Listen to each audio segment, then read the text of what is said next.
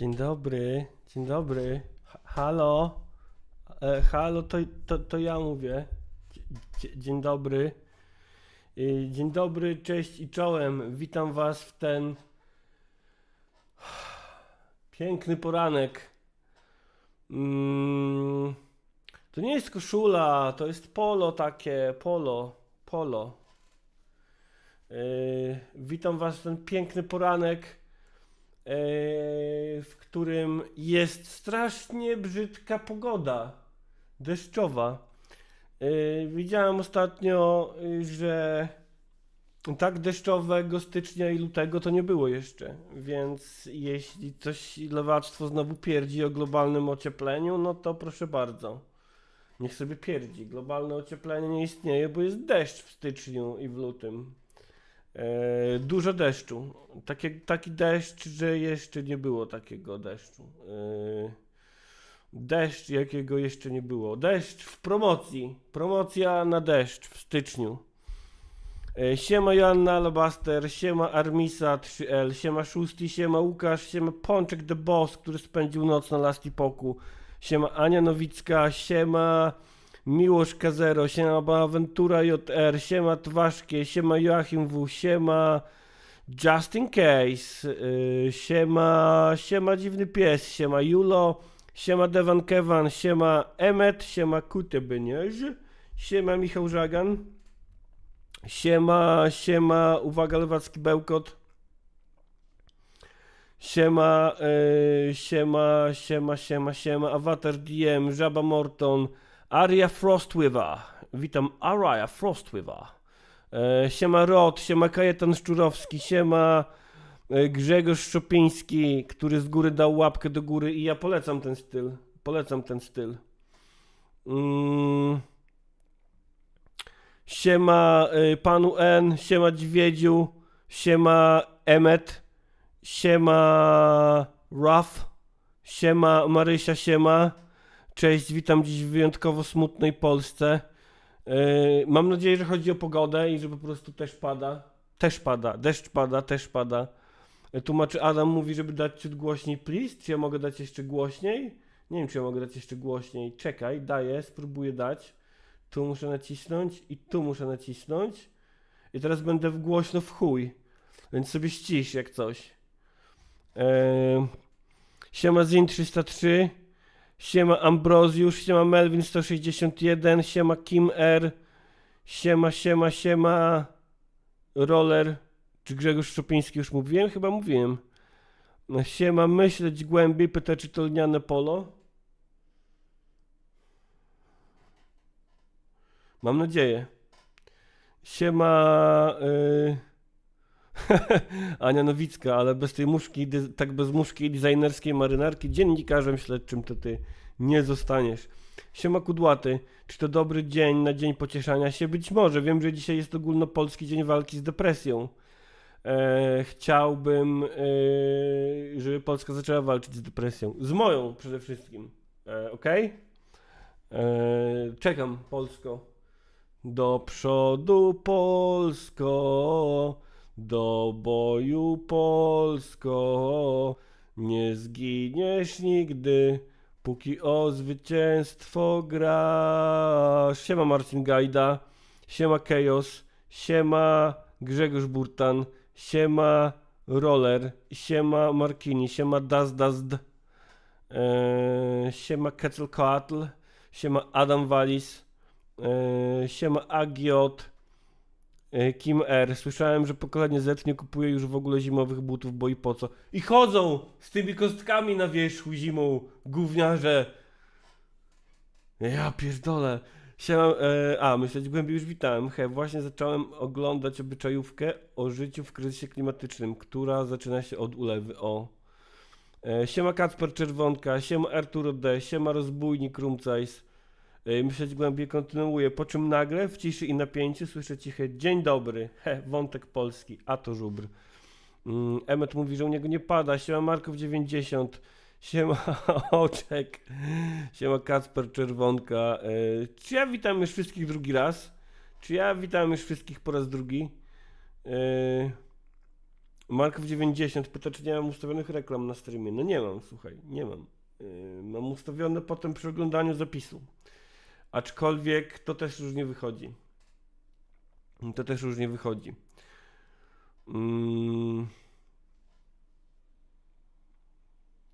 Tak, Marysia, wszyscy mamy walczyć z moją depresją. Chciałbym, żeby... No tak, nie ukrywam, no. Byłoby spoko. Siema Patryk Oczadły. A, ten dzień pocieszania się, dobra. Widziałem. Tak, widziałem. Siema Andrzej Mietki, siema Respondek. Tłumacz Adam, Kos mi się bardzo podobał, dzięki za polecajkę, to są dobre wieści, cieszę się. Siema Anarkidusza. Kurna, pilnowałem pustych butelek po piwie w LX2, bo mnie dziecko o to poprosiło w grze. Bo LX2 jest grą robioną na polski rynek. Bo to gra twórców Gotika i oni po prostu wiedzieli, że w to będą grały Polaki.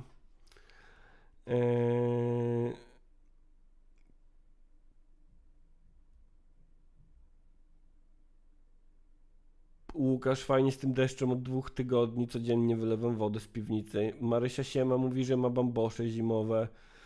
Siema Ambrozjusz, siema Patryk Kulpok. Żubrze to jest a nie rozpądek. A bo ja mówię respondek? Nie, ja mówię rozpądek, tylko być może mówię to tak niewyraźnie. Ale zawsze mówię rozpądek.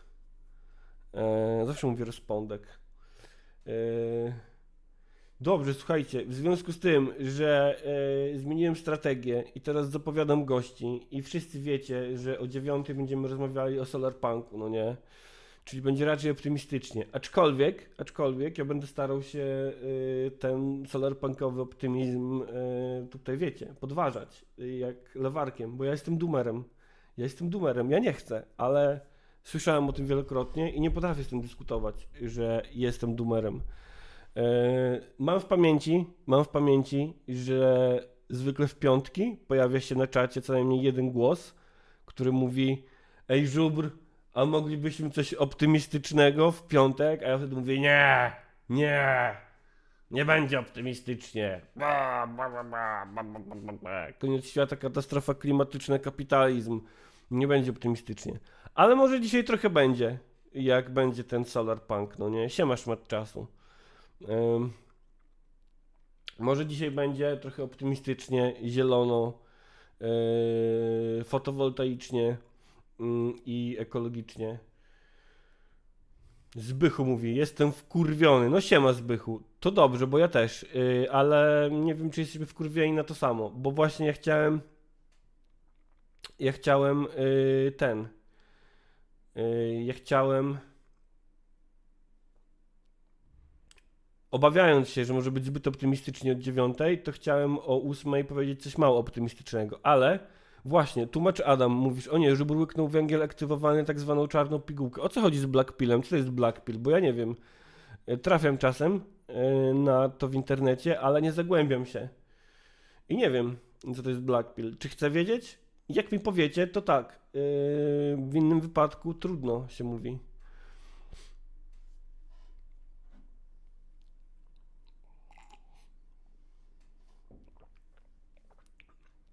Ania Nowicka, ja optymistycznie chciałam przypomnieć, że co prawda Sejm przegłosował antykoncepcję awaryjną bez recepty, ale, i to już mniej optymistyczne, Andrzej stwierdził, że chuj wam w dupę. A Blackpill to jest doomeryzm, okej, dobra, to spoko.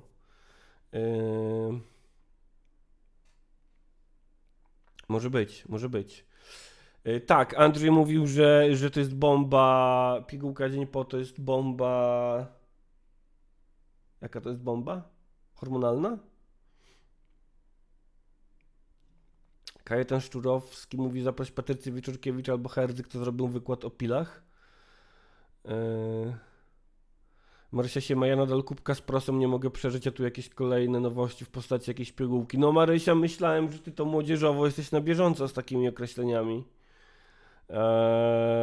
Z młodzieżą. Ja to sobie mogę być starym dziadem i nie wiedzieć, o chuj chodzi.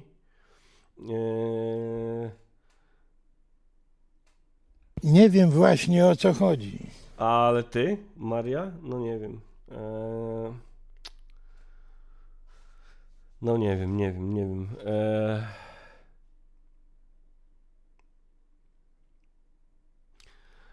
Dźwiedź, Blackpill może być też redpillem ekstra mocnym z tendencjami do przemocy względem siebie lub innych.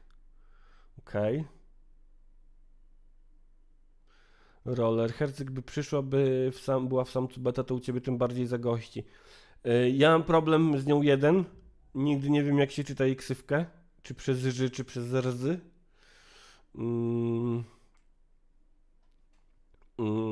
Więc tak. Ale tak, myślę, że dojdzie do tego prędzej czy później. Znaczy, nie wiem, czy dojdzie do tego, że się tu pojawi, ale do tego, że spróbuję się do niej odezwać, się ją zaprosić, to jest ciekawy pomysł. Powiem wam, że mam na przyszły tydzień mam już osobę gościową umówioną jedną, wstępnie, ale to jeszcze nie chcę nic zapeszać. Powiem wam tylko, mogę wam tylko podpowiedzieć, że wstępnie umówiona przyszła gościowa wstępnie umówiona osoba gościowa na przyszły tydzień jest od ekonomii. Znowu będziemy o ekonomii gadać. Herzyk mówisz, roller? Zapamiętam. Postaram się zapamiętać.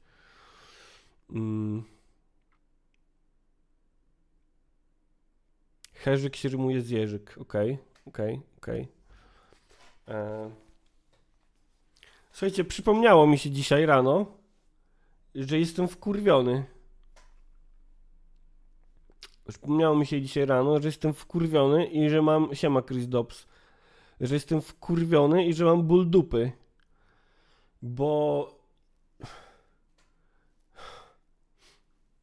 Bo Jakub Dymek znowu wrzucał w tym tygodniu zdjęcia z fałką i mówi, że wygrał. I mnie wkurwia, jak Jakub Dymek wygrywa. I przypominam sobie wtedy, że Polska nie lubi kobiet. Także trigger warning. Prawdopodobnie pojawi się kilkukrotnie słowo gwałt przed godziną 9.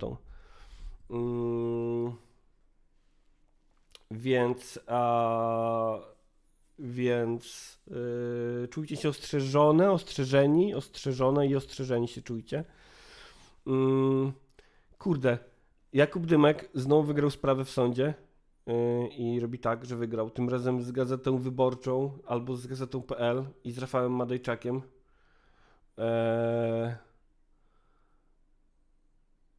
I zbiera gratulacje od ludzi, którzy mówią, że fajnie, że udało mu się oczyścić z zarzutów, że polskie sądy działają za wolno i że super, panie Dymku, że w końcu się udało, w końcu sprawiedliwość, w końcu polskie sądy, eja baja. Słuchajcie, ja bym chciał przypomnieć z tego miejsca kilka faktów. Fakty są takie, że po pierwsze, Jakuba Dymka sprawa o gwałt została umorzona. To jest fakt. Za wszystkie rzeczy inne niż gwałt, czyli za wszelkie inne seksistowskie zachowania, Jakub Dymek publicznie przepraszał. Co z jednej strony jest spoko, teoretycznie, przepraszanie co do zasady jest spoko, z drugiej strony no, świadczy o tym, że te seksistowskie zachowania miały miejsce. Po umorzeniu sprawy o gwałt Dymek wszczął postępowanie cywilne przeciwko autorkom listu, m.in. była wśród nich Patrycja Wieczorkiewicz, w codzienniku feministycznym i wtedy na podstawie tego, że tamtą sprawę o gwałt umorzono, wygrał sprawę cywilną o naruszenie dóbr osobistych. I w następnej kolejności zaczął pozywać wszystkie tytuły prasowe, znowu z powództwa cywilnego o naruszenie dóbr cywilnych, tytuły prasowe, które zdążyły zbyt konkretnie, zbyt bezpośrednio, zbyt mocno napisać o jego przemocy seksualnej, nie mając na to sądowej podkładki. I na podstawie tego, że umorzono mu sprawę o gwałt, wygrywa te sprawy z powództwa cywilnego o naruszenie dóbr osobistych. To są fakty i o tym należy pamiętać. Plus należy też pamiętać o tym, że w polskim prawie bardzo trudno udowodnić gwałt. To jest raz. Dwa, bardzo łatwo sądy umarzają takie sprawy. To jest dwa.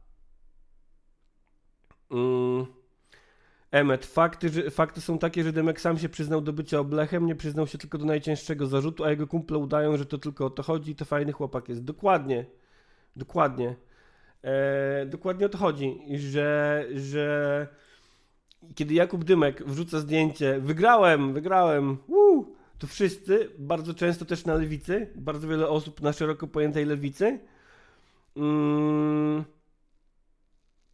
pomaga celowo bądź nieświadomie robić mu PR zwycięzcy i tym samym kopiąc w dupę wszystkie dziewczyny, które podpisały się pod listę o papierowych feministach. Bardzo zdarzało się to również posłankom lewicy. Także gratuluję wszystkim osobom, które pod tweetami i zdjęciami Jakuba Dymka napisały, że super, że w końcu, że super, że sprawiedliwość wygrała. Spoiler, nie wygrała. Sprawiedliwość nie wygrywa. Sprawiedliwość nie wygrywa zwykle. Sprawiedliwość nie wygrywa zwykle, bardzo, bardzo rzadko wygrywa w kwestiach przemocy seksualnej wobec kobiet w Polsce. Słuchajcie, co jest najśmieszniejsze, o ile coś może być w tej sprawie śmieszne, w 2018 roku na Onecie pojawił się artykuł Jakuba Szwertnera odnośnie tej sprawy o gwałt Jakuba Dymka i ja bym chciał przez niego przejść teraz. Nie wiem, czy zdążymy do 9 w całości przez niego przejść. Ja go tylko przeleciałem tak sobie wzrokiem wcześniej też, żeby tutaj być z wami na bieżąco. Może ja przesunę czata troszkę.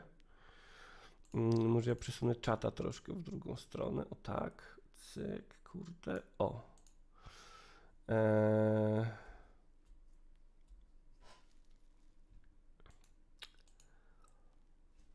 Czekajcie, bo teraz ja zgubiłem czata. O, tu mam czata, dobrze.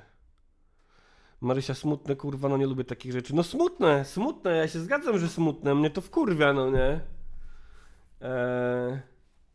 Mnie to wkurwia mega.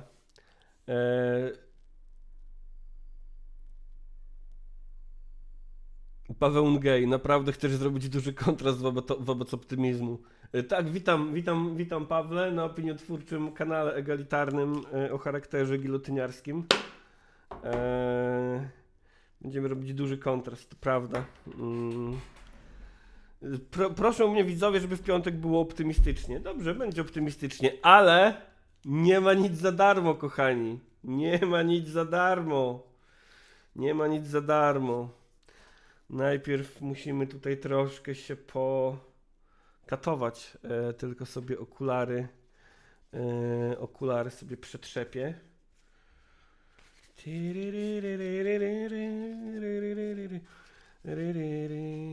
Witam, co musiałoby się stać, żebyś uznał, że Dymek jest niewinny? No musiałaby się odbyć sprawa sądowa w kwestii gwałtu.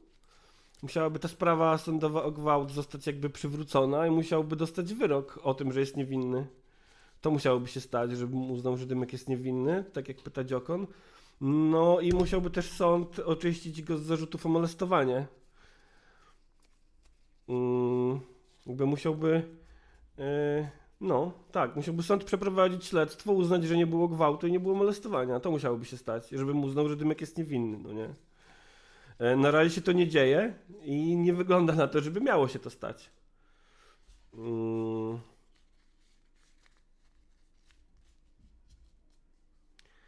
Nic na to nie wskazuje. O nie, kurde, moje okulary. Szmat czasu pisze, przecież Wojtuś wysysa z nas złości, wtedy jest szczęśliwy. Dokładnie tak jest. Dokładnie jak jest.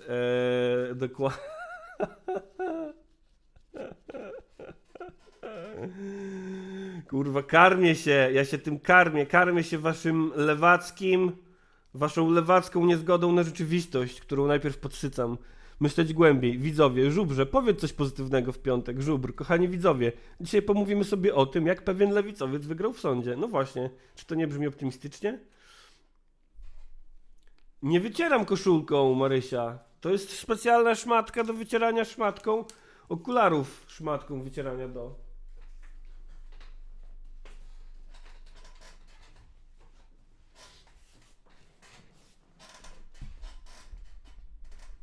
To jest specjalna szmatka jednorazowego użytku ze sklepu marki Rossmann nawilżającym nawilżaczem. Działa już, działa, wszystko jest gitara. Po prostu no.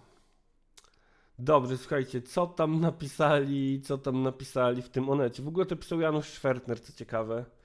Co do którego mam sporo obiekcji jako do dziennikarza, ale już zostawmy to na razie na boku. 2 lipca 2018, 6 rano, prokuratura miała zbadać, czy dziennikarz Jakub Dymek rzeczywiście dokonał gwałtu na pisarce. Do tej pory policjanci przesłuchali w tej sprawie ponad 100 osób. Zamiast o gwałt pytają jednak o imprezy, narkotyki i intymne relacje w środowisku warszawskiej lewicy. Sam Dymek nawet nie został wezwany na komendę. O co więc naprawdę chodzi w tym zadziwiająco prowadzonym śledztwie? Na przesłuchaniach słyszymy, że ta sprawa ma charakter czysto polityczny, mówią świadkowie, których wzywa prokuratura. Dziwię się państwu, że tak się wykładacie, przecież to wszystko może zostać użyte przeciwko wam, usłyszała jedna z osób. Czy prokuratura wykorzystuje śledztwo, by zinfiltrować środowisko warszawskiej lewicy? Słuchajcie, śmierdzi teorią spiskową, co nie? Ale kurwa... Zobaczymy co tam dalej.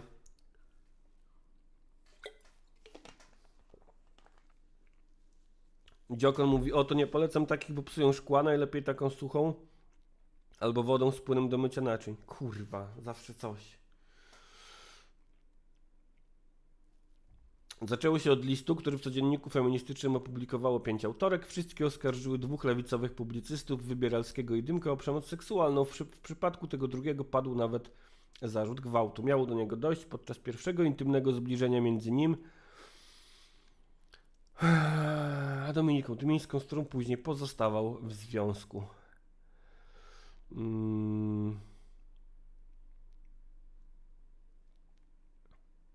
No Marysia, ale ty pisałaś, żebym mnie wycierał koszulką, a nie szmatką nawilżaczem, z nawilżaniem. Bo listopad 17 roku, cały świat akurat dyskutował o aferze MeToo. Publikacja codziennika miała być jej pierwszym akordem w Polsce. Wybieralski przeprosił za swoje zachowania, choć do zarzutów się nie przyznał. Aha. Aha.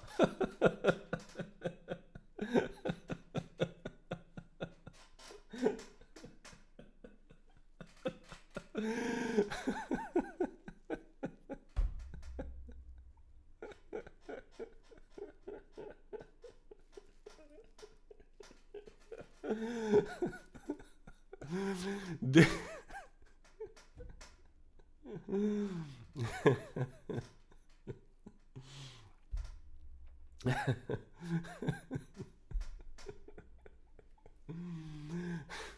Dymek oskarżeni o gwałt kategorycznie zaprzeczył. Mówił, że do stosunku doszło za obopólną zgodą, podkreślał, że pisarka była później jego partnerką, a zarzut wystosowała dopiero po kilku latach, już po tym, gdy on zdecydował się z nią rozstać. Całe szczęście, że mamy 2024 rok i wiemy już, że to niczym nie świadczy, że to, że ktoś był czyimś partnerem, że ktoś był czyjąś partnerką, to nie ma znaczenia przy zarzucie o gwałt. I to, że zarzut pojawił się dopiero po kilku latach, też nie ma żadnego znaczenia. Całe szczęście, że w 2024 roku mamy już tego pełną świadomość. Całe szczęście. Dymek czuł się pomówiony, a ja się czuję potrójnym noblistą. I zapowiedział skierowanie sprawy do sądu. Jednocześnie sama prokuratura poinformowała, że wszczyna własne postępowanie. Łowienie w Lewicy. To jest ciekawe właśnie. To jest ciekawe. 29 listopada 2017 roku, niecałe 2 doby po liście opublikowanym w codzienniku feministycznym, organy ścigania wzięły się do pracy. Czynności w tej sprawie prokuratura zleciła policjantom z Komendy Stołecznej Policji, którzy w pierwszej kolejności mieli ustalić, czy faktycznie Dymek dopuścił się gwałtu. W międzyczasie w internecie pojawił się komunikat podpisany przez prawnika reprezentującego autorki listu. Pada tam zdanie: w liście brak jest powiązania pomiędzy zarzutem odbycia stosunku seksualnego bez zgody drugiej osoby z osobą pana Jakuba Dymka. Autorki publicznie wycofały się więc z zarzutu o gwałt. Jak ustaliliśmy, policjanci w ogóle nie wiedzieli o istnieniu tego oświadczenia. O, to świetne śledztwo. O tym prawdopodobnie kluczowym dla całego postępowania fakcie dowiedzieli się dopiero od jednej z przesłuchiwanych osób. Tymczasem do Pałacu Mostowskich, gdzie mieści się siedziba Komendy Stołecznej, byli wzywani kolejni ludzie. Oprócz autorek listu także dziesiątki innych osób. Klucz był prosty. Kto był powiązany z warszawską Lewicą, Gazetą Wyborczą albo krytyką polityczną? Z tymi tytułami współpracowali Wybieralski i Dymek. Ten miał szansę otrzymać zaproszenie na komendę. W ciągu kilku miesięcy policjanci wezwali ponad 100 osób. Wielu z nich w ogóle nie znało osobiście ani Wybieralskiego, ani Dymka. Na przesłuchaniach pytali, po co zostali wezwani, skoro nawet nie znają dziennikarzy oskarżonych przez codziennik. W każdym razie środowisko warszawskiej Lewicy wpadło w popłoch. O śledztwie zaczęli mówić wszyscy, a ono samo z każdym dniem zaczęło wzbudzać coraz większe wątpliwości. Siema Big Bad Beza. Sprawa jest polityczna. Oni grają z nami w otwarte karty, mówi jedna z osób, która została przesłuchana pod koniec zimy. Co to oznacza? Po prostu policjant powiedział mi wprost, że ta sprawa ma charakter czysto polityczny. W domyśle nikt zarzutu gwałtu nie traktuje na poważnie, ale skoro jest okazja, to można zarzucić sieć na całe środowisko i może uda się wyłowić coś innego. Ten policjant stwierdził nawet, że gdyby tylko mógł, przestałby się tym zajmować. Słyszysz takie słowa i na dzień dobry jesteś w szoku. Opowiada. Więc to jest śledztwo. To jest śledztwo, w ramach którego zarzut gwałtu wobec Jakuba Dymka został oddalony. W sensie śledztwo, które zostało umorzone, tak? Mhm.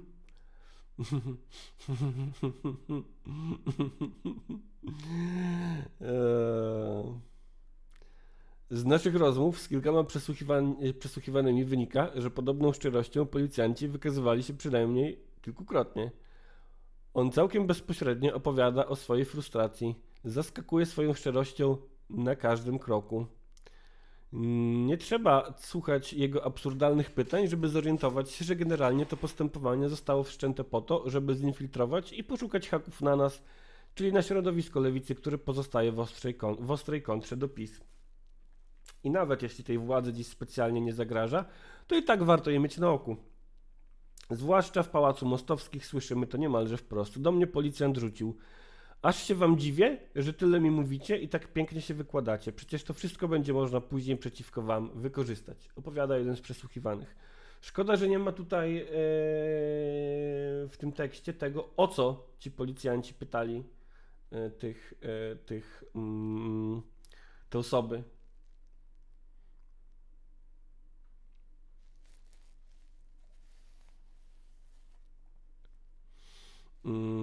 Na czym można się na czym można się wyłożyć? Pytania dotyczące potencjalnego gwałtu zajmują górę kilka minut, cała reszta dotyczy obyczajowości na lewicy. Policjanci próbują dowiedzieć się, gdzie lewicowi działacze imprezują, czy biorą narkotyki, a jeśli tak, to jakie i kto z kim romansuje. Sprawdzają, kto jest z kim skonfliktowany, szukają wszelkich wątków, które potencjalnie mogą zaszkodzić wyborczej i krytyce politycznej. Krzysztof Wójczak pyta: Wojtek, co kupić w Castoramie? Rurę se kup.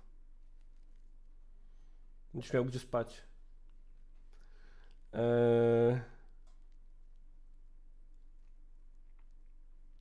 Szmat czasu pisze, że się wkurwił. Dobrze!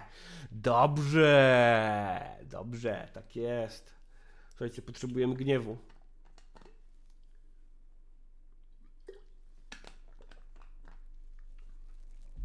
To śledztwo dotyczy gwałtu tylko na papierze, mówi nam jedna z osób dobrze poinformowana w szczegółach prowadzonego postępowania. Prokuratorzy nie są przekonani, czy ten zarzut został wystosowany na poważnie, więc skupiają się na czymś innym. Aha. Czyli kto z kim chlał, kto z kim sypia i co z tego wynika bądź nie. Typowy phishing. Nie mamy na was nic, ale im więcej niedoświadczonych świadków wezwiemy, tym większa szansa na wpuszczenie ich w maliny. Pewnie prędzej czy później śledczy coś znajdą i albo będą wszczynać postępowania, albo dawać przecieki do prawicowych mediów, a uderzyć w wyborców. Nie wiem właśnie, o co chodzi. Przypominam, to jest 2018 rok.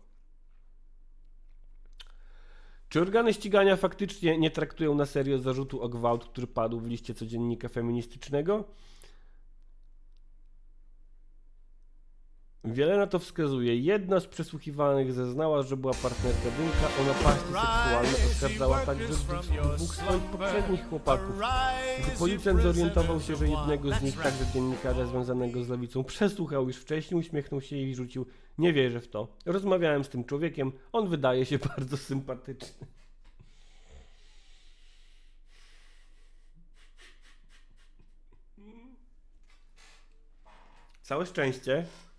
Całe szczęście, że mamy 2024 rok i wiemy już dzisiaj, że gwałciciel to nie jest chłop, co ci wyskakuje z krzaków w nocy, tylko bardzo często osoba, z którą się mieszka. Bardzo często osoba, która jest bardzo sympatyczna.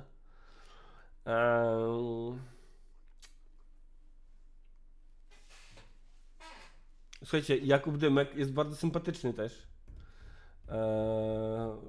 Tak słyszałem w internecie, że jest bardzo sympatyczny.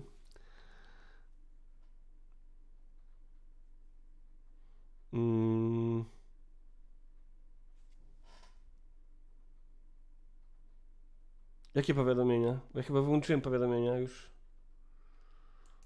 No, tak mówi, tak jak mówi Devan Kevan, jest dokładnie. Mam włączone powiadomienia już, żeby... tak. Już scrolluję, doskroluję się zaraz do powiadomienia na pewno.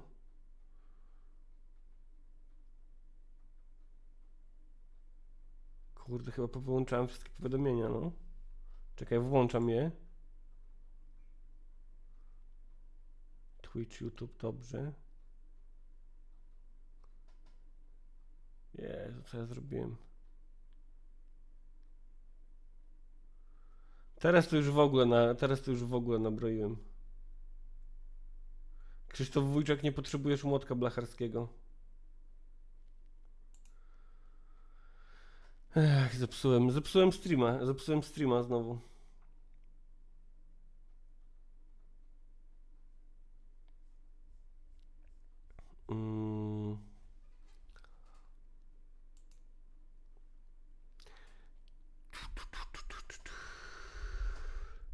Gdy jednak podobne sugestie usłyszał także od kilku innych osób, które przesłuchiwał, dziennikarz postanowił wezwać ponownie. Zapytał go wprost, czy dopuścił się gwałtu. W sensie nie Dymka, rozumiem, tylko tego drugiego kogoś. Po zapewnianiu, że był to jedynie wymysł jego byłej dziewczyny, policjant odpuścił i zamknął temat. No tak.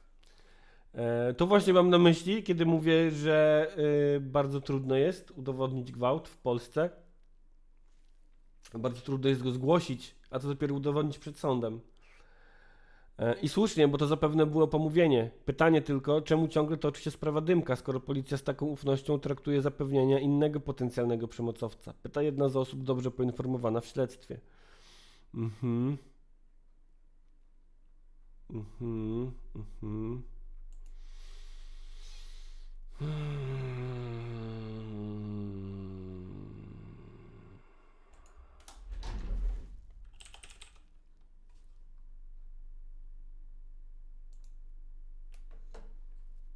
To będzie mi potrzebne, dobrze. Dobrze. To będzie mi potrzebne, to będzie mi potrzebne. To będzie mi potrzebne, to będzie mi potrzebne. Dobrze, dobrze.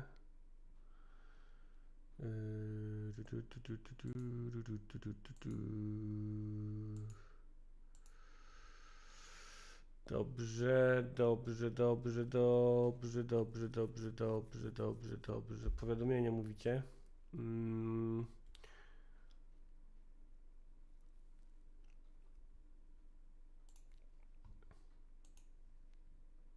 Dobra, jedźmy dalej. Świadek doedukowany. Wątpliwości budzą nie tylko słowa wypowiadane przez policjantów, ale też forma ich działania i brak odpowiedniego przygotowania. Zdarzyło się nawet, że jeden ze świadków został pomylony z autorką zarzutów zamieszczonych w codzienniku feministycznym. Pomyłka została odkryta dopiero w trakcie rozmowy. Ja z kolei, słuchając o tym, jak bardzo policjant jest rozgoryczony, że musi zajmować się tą sprawą, mogłam sobie dokładnie podejrzeć, kogo i kiedy już przesłuchał, a kto będzie wzywany na świadka w dalszej kolejności. Po prostu miał porozrzucane na stoliku wszystkie papiery i wszystko mogłam sobie przeczytać. Nie wydawało się to profesjonalne, ale już nic specjalnie mnie nie dziwiło. W każdym razie przez to wiem o tym śledztwie znacznie więcej niż wiedzieć powinnam. Mówi nam lewicowa działaczka, też rozpytywana na okoliczność potencjalnego gwałtu. Wtedy też opowiedziałam o oświadczeniu, które zostało zamieszczone w internecie, a z którego wynikało, że autorki listu postrzegają zarzut o gwałt w zasadzie jako impresję na temat akcji MeToo. I po prostu się z niego wycofują. Byłam zaskoczona, bo oni w ogóle o tym nie wiedzieli. Poprosili, bym pokazała im to oświadczenie, ale łatwo nie było. Panu w policyjnym komputerze nie działał internet, a z kolei jego koleżance drukarka w końcu musiał wystarczyć mój telefon. Treścią oświadczenia byli zaskoczeni. No ja nie wiem, czy w 24 roku dalej możemy powiedzieć, że autorki listu... Okej, dobra, bo tu chodzi o to, że wycofują się z zarzutu o gwałt. Okej, dobra. Źle zrozumiałem, bo rozumiałem, że wycofują się w ogóle z listu. Pełzanie po powierzchni. Jak ustaliliśmy, prokuratura prowadzi obecnie jedno śledztwo. To samo w sprawie Wybieralskiego i Dymka, chociaż oskarżeni zostali o różne czyny przez różne osoby. To jest nie do przyjęcia. Uważa jeden ze znajomych Dymka, prawnik przekonany o jego niewinności. Mamy sytuację, w której prokuratura prowadzi sobie śledztwo w zasadzie w sposób narzucony przez autorki listu. Nie ma to nic wspólnego z prawdziwym poszukiwaniem prawdy. Skoro padł tam zarzut gwałtu, to śledczy powinni na tym wątku się skupić i intensywnie poszukiwać dowodów, a nie prowadzić jedno postępowanie ogólne, bo w liście padły oskarżenia wobec dwóch osób. Przecież jedna sprawa ma się nijak do drugiej, a oni nie są zorganizowaną grupą przestępczą. Albo traktujemy zarzut gwałtu poważnie, albo robimy sobie kpinę z prawa i urządzają polowanie. No to tutaj z prawnikiem, jednym ze znajomych Dymka, zdecydowanie zgadzam się, że faktycznie zarzut gwałtu nie został tutaj potraktowany poważnie. Co do tego możemy się zgodzić. Cieszę się, że akurat znajomy Dymka, prawnik, tutaj z taką opinią się wychyla. Szkoda, że nie pod nazwiskiem. Pytamy o to prokuraturę. Nie udaje nam się uzyskać zgody na bezpośrednią rozmowę z prokuratorem prowadzącym to postępowanie. Odpowiedzi udziela nam prokurator Łukasz Łapczyński, rzecznik prasowy Prokuratury Okręgowej w Warszawie. Potwierdzam, że prowadzone jest jedno śledztwo, które obejmuje kilka wątków wynikających z publikacji prasowych, jak też materiałów zebranych w toku postępowania. Czemu jedno dopytujemy? Na tym etapie ustalane są okoliczności zdarzeń objętych postępowaniem. Na późniejszym etapie śledztwa, w zależności od ustaleń, zawsze istnieje możliwość wyodrębnienia poszczególnych wątków śledztwa celem procesowego rozliczenia. Na tym etapie wszystkie okoliczności wyjaśniane są w ramach jednego postępowania wynikającego z jednej publikacji prasowej, tłumaczy prokurator Łapczyński. Jedna z przesłuchiwanych, prawniczka, z jednej strony prokuratura ma do tego pełne prawo, a z drugiej całe to postępowanie jest tak niejednoznaczne i niekonkretne, że trochę ułatwia organom zadanie. Jeszcze łatwiej im jest teraz kluczyć, jedynie pełzać po powierzchni, nie dotykać sedna, za to łowić smaczki, bo generalnie to polega na tym, że rzucili sieć i starają się jak najwięcej wyłowić. Dużo tego zostało? Nie, już tylko akapicik 2. Spisek w ratuszu. W ramach śledztwa oficjalnie prowadzonego w celu wykrycia, czy Wybieralski i Dymek dopuścili się napaści seksualnych i gwałtu, wzywani są także aktywiści miejscy i urzędnicy związani z warszawskim ratuszem. Po co? Śledczych bardzo zainteresował wątek Agnieszki Ziółkowskiej, aktywistki miejskiej, niegdyś pracowniczki Krytyki Politycznej, później przez wydawnictwo zwolnionej z pracy. Ona także została wezwana. W środowisku lewicy jej wątek jest dobrze znany. Po krytyce pracowała w Domu Kultury na Bemowie, ale tam także nie zagrzała miejsca dłużej. W rozmowie z policją uznała, że musiała odejść z pracy w wyniku spisku urzędników ratusza wymierzonego przeciwko niej w komendzie. Ten wątek jest teraz rozwijany. Na okoliczność rzekomego spisku dochodzi do kolejnych przesłuchań. Praca w kulturze wydaje mi się być tak kurwa toxic gównem, że się w pale nie mieści. Nigdy nie pracowałem w kulturze. Znam tylko opowieści o pracy w kulturze i kurwa mać. Myślę, że jeśli chodzi o pracę w kulturze, to bardzo toksyczne jest poczucie misji, które towarzyszy pracy w instytucjach kultury. Ania Frostwer, może Maję Staśką zaprosić do rozmowy o przemocy na tle seksualnym, Wojtku? No, to jest też jakiś pomysł.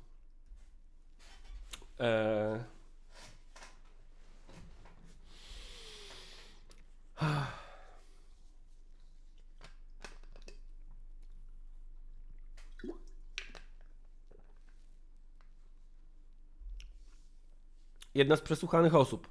To jasny sygnał, że polowanie zatacza coraz szersze kręgi. Po pierwsze uderzyć w lewicę, po drugie znaleźć haki na warszawski ratusz i jego urzędników, bo przecież za niedługo mamy wybory. Kwestia czasu, jak gdzieś w mediach prorządowych przeczytamy artykuł o skompromitowanych urzędnikach miejskich prześladujących jakieś dziewczyny. Wiedźma, jak się pracuje w twoim domu kultury?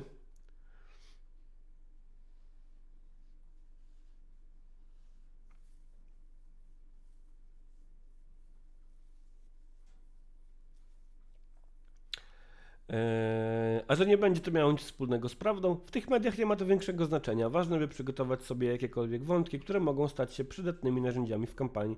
Prokuratura zapewnia, że jej działanie to wyłącznie efekt publikacji codziennika feministycznego. Oficjalnie dotyczy możliwości wystąpienia 4 przestępstw: zgwałcenia, naruszenia praw pracowniczych, spowodowania uszczerbku na zdrowiu oraz 2-krotnego naruszenia nietykalności cielesnej. Śledczy nie chcą też komentować informacji ujawnionych przez naszych rozmówców. Zadaniem prokuratora jest wyjaśnienie wszystkich okoliczności zdarzeń objętych zakresem śledztwa. Czynności w tym zakresie są realizowane w ramach prowadzonego postępowania, m.in. poprzez przesłuchania szeregu świadków. Trudno nam komentować wypowiedzi anonimowych osób, tym bardziej podjąć z nimi jakąkolwiek rzeczową polemikę, nie wiedząc, czy są to wypowiedzi osób rzeczywiście znających okoliczności sprawy. To jest koniec.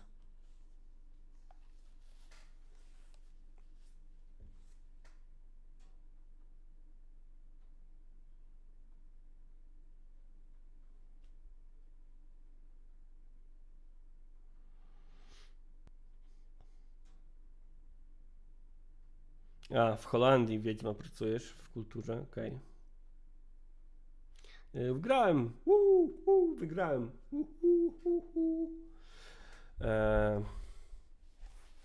Także tak, no.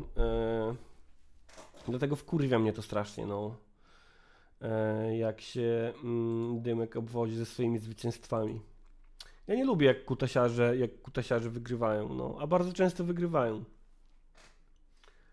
To jest to samo uczucie, które miał Roman Giertych, któremu wszyscy zapomnieli.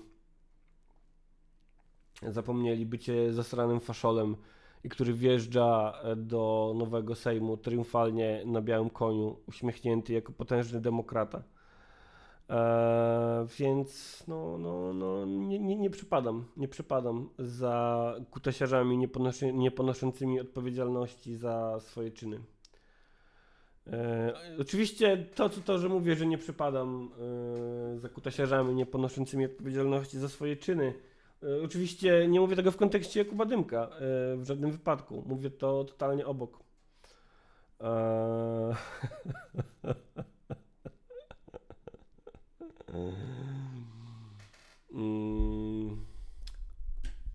Dobrze, kochani, dobrze, kochani. Jejku. Zastanawiam się, czy nie wkurwić was jeszcze bardziej. Czy nie wkurwić was jeszcze bardziej dzisiaj i nie wyświetlić wam.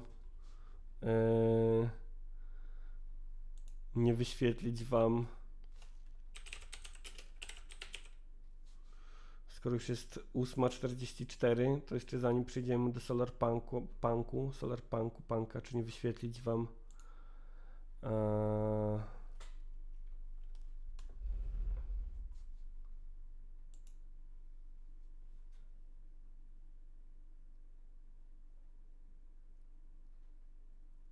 szmat czasu już chyba bardziej się nie do żuberku, ale próbuj. A teraz?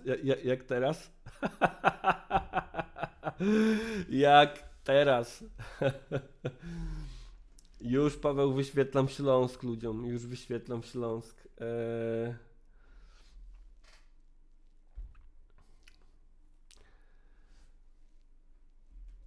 Gorzki Lukier, dziękuję Ci, że pomogłeś mi uświadomić sobie, że prawdziwym powodem, dla którego Polska wygląda jak gówno, nie są złe rządy, a to, że Polacy jakim się sra do ryja, że Polacy kochają, kiedy srają się do ryja, no właśnie.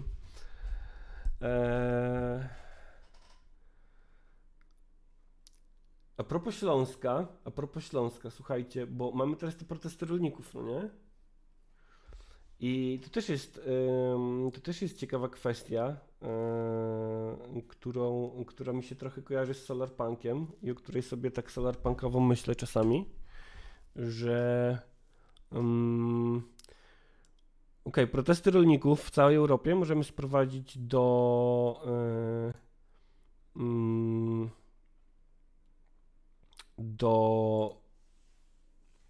maksymalnie do uproszczonego zdania, że no jest tak, że musimy zreformować rolnictwo, musimy pogłośnić sobie trochę mikrofon. Chyba już nie mogę pogłośnić sobie mikrofonu, mam już całość na maksa. Ale no całość na maksa jest. Chociaż czekaj, no nie, jest na maksa. I z rolnictwem jest tak, że no nie da się rolnictwa z dnia na dzień wypierdolić do kosza. Nie da się rolnictwa z dnia na dzień zmienić w rolnictwo bardziej ekologiczne. A trochę o to się rozchodzi, no nie? Rozchodzi się trochę o to, że Unia Europejska stara się wprowadzić Zielony Ład i rolnicy protestują przeciwko Zielonemu Ładowi. I jakby pomijając już właśnie to, że tak jak mówi Gorzki Lukier, rolnicy są wykorzystywani przez prawicowych populistów, tak jak mówię, upraszczając to zdecydowanie maksymalnie, być może nawet trochę za bardzo, mamy konflikt na takiej osi, że rolnictwo musi stać się bardziej ekologiczne, nie opłaca się to rolnikom, no nie? Ale ono i tak będzie musiało stać się bardziej ekologiczne prędzej czy później. Myśleć głębiej, tak, protesty rolników pokazują, jak się kończy polityka klimatyczna bez sprawiedliwości społecznej. No właśnie, to jest ten case. Wiemy, że to się musi zmienić, nie mamy pojęcia, nie mamy pomysłu, jak to przeprowadzić, tak, żeby odbyło się to w miarę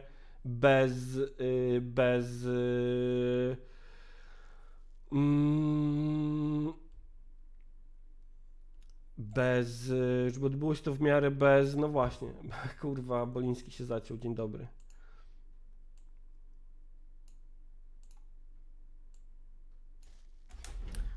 Bezboleśnie, po prostu, kurde, bezboleśnie, zwyczajnie bezboleśnie. I teraz pokażę wam ilustrację, która trochę się do tego odnosi. Co prawda nie dotyczy samego rolnictwa. Nie dotyczy to samego rolnictwa, dotyczy to bardziej górnictwa, bo myślę, że podobny problem mamy, siema diabeł, podobny problem dotyczy górnictwa. Wiemy, że kopalni będziemy musieli się pozbyć, wiemy, że Śląsk nie będzie mógł być zagłębiem kopalnianym do końca świata i o jeden dzień dłużej. I myślę sobie, że możemy myśleć o Śląsku nie jako o zagłębiu kopalnianym, ale jako o zagłębiu energetycznym, dostarczającym energię, a niekoniecznie diabelskie wersety. Ej, ale nie mów o zagłębiu w kontekście Śląska.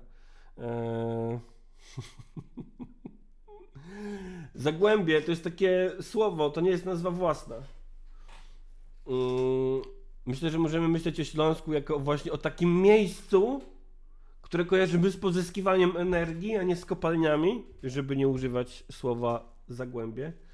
Tak tutaj Paweł Ngej donosi, że jest to ilustracja autorstwa Panny Ngej. Panny Ngej? Powiedziałem? Panny N.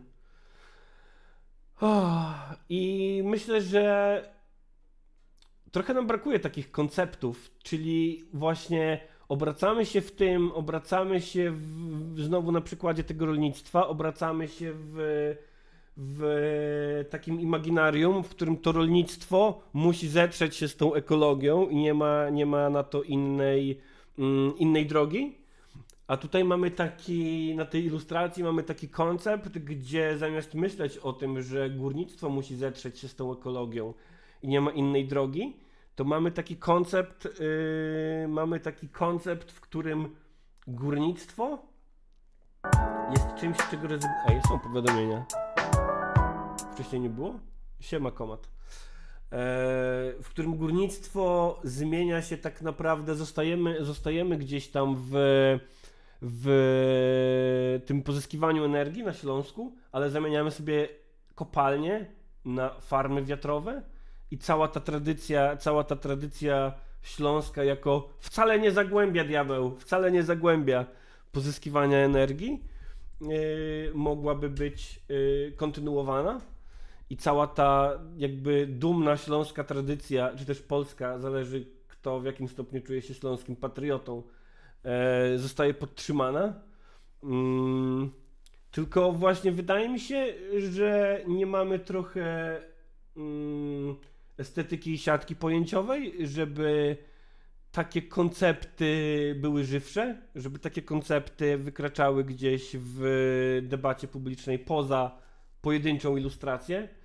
I wydaje mi się, że czasem nam tego typu konceptów brakuje. No i właśnie górnictwo i rolnictwo są przykładami tego, no nie? Są to te obszary, w których ta zmiana jest nieunikniona. To się musi odbyć prędzej czy później. To znaczy, jeśli się nie odbędzie, możemy też zakładać, że się nie odbędzie, spoko, ale no jak się nie odbędzie, to jest po nas, to nie? Mówiąc krótko, jest wtedy po nas i katastrofa klimatyczna przyjdzie i nas zeżre.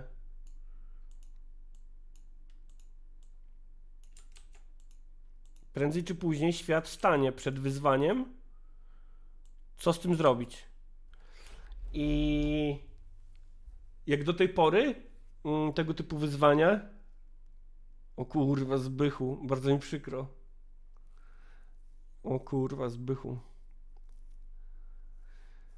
Żubr, czy na Śląsku są odpowiednie warunki wiatrowe? Widzisz ZIN 303, ale to też nie chodzi o to, żeby teraz dostarczyć gotowe rozwiązanie pod tytułem dobra, robimy na Śląsku fermy wiatrowe i robimy to tak i tak. Chodzi o to, żeby pozwolić sobie myśleć poza tym paradygmatem walki przemysłu z ekologią, który jak na razie, poza który nie potrafimy wyjść, no nie? A jeśli mamy jakieś rozwiązania tego typu problemów, no to bardzo chętnie oddajemy je w ręce jednostek i dużego kapitału. Oczekujemy, że przyjdzie Iron Man i wszystko naprawi. Ludzie pałują się, siema Drakana, ludzie pałują się do tego, że Elon Musk chce ich wysłać w kosmos, mimo że Elon Musk jest debilem, który czego się dotknie, to zepsuje, ale wolimy liczyć na Zbawiciela, nawet jeśli będzie nim kretyn typu Elon Musk, to wolimy ufać komuś takiemu jak on. Dlaczego? No bo o tym to akurat już pisał Erich Fromm w Ucieczce od wolności, że potrzebujemy zrzucać z siebie odpowiedzialność i dlatego reżimy totalitarne mogły istnieć i dlatego chętnie oddajemy odpowiedzialność w ręce potężnych bugoli. Gorzki Lukier mówi, co jest najgorsze. O, to mi się podoba. Za każdym razem, jak są protesty rolników, to okazuje się, że połowa z nich to są hodowcy zwierząt albo myśliwi. Diabelskie wersety. Ej, ale SpaceX działa tylko dlatego, że oni nie słuchają Elona. To prawda, oni akurat tak, ale społeczeństwo wierzy, że tutaj przychodzi Elon Musk i nas zbawia, no nie?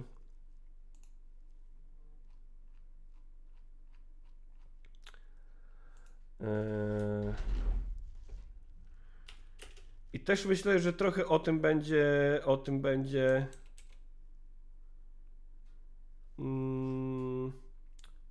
też myślę, że o tym będzie trochę ta rozmowa prędzej czy później.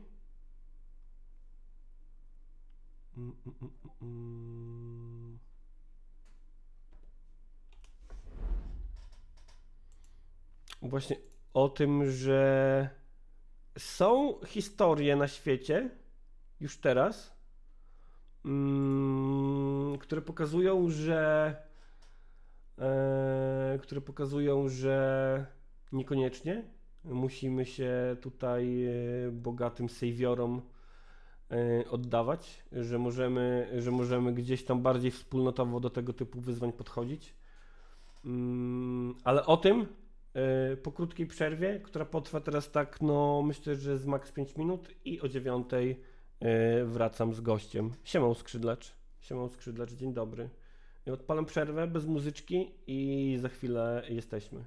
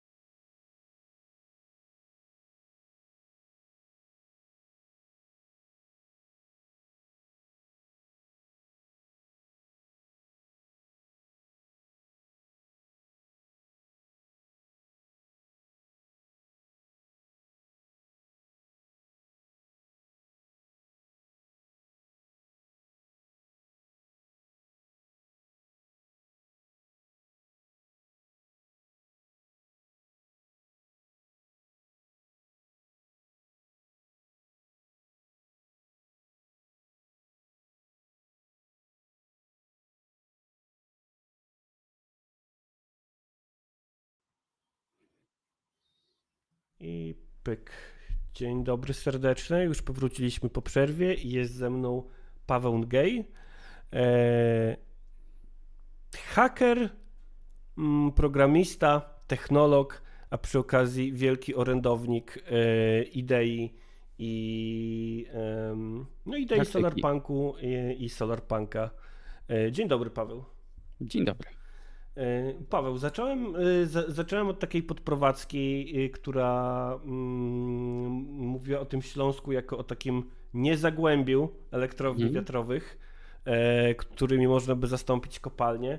Czy to jest właśnie to, na czym polega Solarpunk? Bo też ja spotykam się, jak zapowiadałem nawet tę rozmowę, z takim postrzeganiem tego jako tej estetyki z panelami słonecznymi, z miastami zarośniętymi zielenią i ja mam przynajmniej takie poczucie, że może sprowadzanie tego do samej estetyki niekoniecznie jest tym, czym powinno być, no nie? Właśnie to jest to, że ponieważ Solarpunk nie jest jeszcze bardzo zdefiniowany i nie miał jeszcze takiego, jednego dzieła, żeby powiedzieć, to jest to, co podyktowało nam Solarpunka, to bardzo dużo osób odbiera go na różne sposoby. I dużo krytyki, z którą się spotykam, na przykład od mistycyzmu popkulturowego, to jest to, że ludzie oczekują, że to jest albo właśnie taka spójna estetyka, że to jest taki styl po prostu jak dieselpunk, jak steampunk, albo że to jest po prostu jakiś gatunek, który już jest taki komercyjnie spakowanym gatunkiem, który możesz sobie jako kategorię na Netflixie ustawić, a nie, że jest to jakiś taki bardziej ruch poszukujący rzeczy.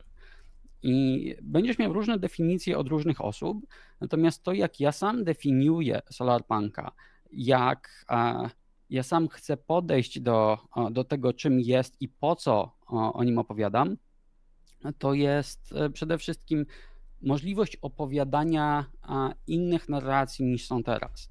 Więc ten Śląsk, o którym wspominałeś, to jest jeden z przykładów właśnie opowiadań, które sugerowaliśmy na konkursie optymistycznej fikcji klimatycznej dla młodzieży, żeby zobaczyli, czy to jest temat, który chcą poeksplorować. I celem tego nie jest powiedzenie, hej, każdy górnik ma się teraz nauczyć, żeby zostać technikiem elektrowni wiatrowych, tylko taka eksploracja. Okej, w tej chwili, czy nawet od 50 lat nie byliśmy w stanie wyobrazić sobie, co się stanie ze Śląskiem bez kopalni. Wyobraźmy sobie taką przyszłość. I to nie jest żadna taka już przeliczona przez ekonomistów, przez ekologów i specjalistów z dziedziny przyszłość, że tak ma być, tylko to jest taka propozycja.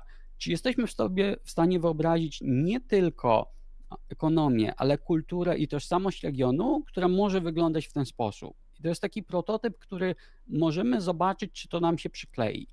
Dużo opowiadań solarpunkowych, dużo takich narracji to będą właśnie prototypy. Czy w kontekście przyszłości, która jest odżywalna, która ma sens w kontekście zmian klimatu, czy to jest to, jak chcemy sobie wyobrażać przyszłość i czy w tą stronę chcemy iść? A no właśnie, bo mówisz tutaj dużo o opowiadaniach, o literaturze. Czy Solarpunk powinniśmy rozpatrywać bardziej jako nurt literacki, czy nurt taki powiedzmy artystyczny? Czy raczej powinniśmy myśleć o tym jako o jakiejś takiej idei wprowadzanej do debaty publicznej? To jest pytanie, na które dostaniesz bardzo różne odpowiedzi, dlatego że literaturoznawcy od razu zaczną mówić, no nie spełnia jeszcze 3 z 8 kryteriów bycia gatunkiem literackim itd., itd. Wymyśliłem sobie te numerki. Dla mnie to jest przede wszystkim nurt tak aktywistyczny, jak i właśnie nurt kulturowy, żeby eksplorować coś. Natomiast już powstają książki, już powstają antologie i powieści, które same się nazywają solarpunkowymi i dla mnie, tak jak ja je widzę, cechą wspólną jest właśnie ta chęć eksplorowania, jak może wyglądać nasza przyszłość. Czy chcemy iść w stronę mnóstwa mniejszych anarchistycznych społeczności, czy chcemy iść w stronę jakiejś koordynacji na poziomie światowym, jak w ogóle chcemy urządzić nasz świat i naszą przyszłość, żeby to miało sens w kontekście klimatu. Właśnie mam tutaj od razu takie pytanie, które pojawiło się wczoraj na Twitterze od użytkownika Xeno. Akurat wspomniałeś o tych anarchistycznych społecznościach i Xeno właśnie pyta, czy Solarpunk działa najlepiej w anarchii? Dlaczego tak i kiedy go wprowadzimy? I od razu ja tylko odniosę się do ostatniego pytania. Nie wiem, czy da się w ogóle mówić o Solarpunku jako o czymś, co wprowadzimy, no nie? Dla mnie Solarpunk jest przede wszystkim taką perspektywą i na rzeczywistość, którą teraz mamy, i na przyszłość, bo gatunki literackie, szczególnie futurystyczne, to są przede wszystkim perspektywy, jak chcemy patrzeć na to, co już jest i co może pójść do przodu. I wiem, że były jakieś pytania też o cyberpunku, do anarchizmu zaraz się odniosę. Mhm. Dla mnie to też jest, cyberpunk też jest jakąś perspektywą, podświetlanie, takie podkreślanie pewnych rzeczy, pewnych procesów czy pewnej estetyki, która już istnieje i wyciąganie jej do przodu. Solarpunk podkreślałby inny rodzaj estetyki, inny rodzaj wartości i rzeczy, które już się dzieją, tak żeby one były zauważalne.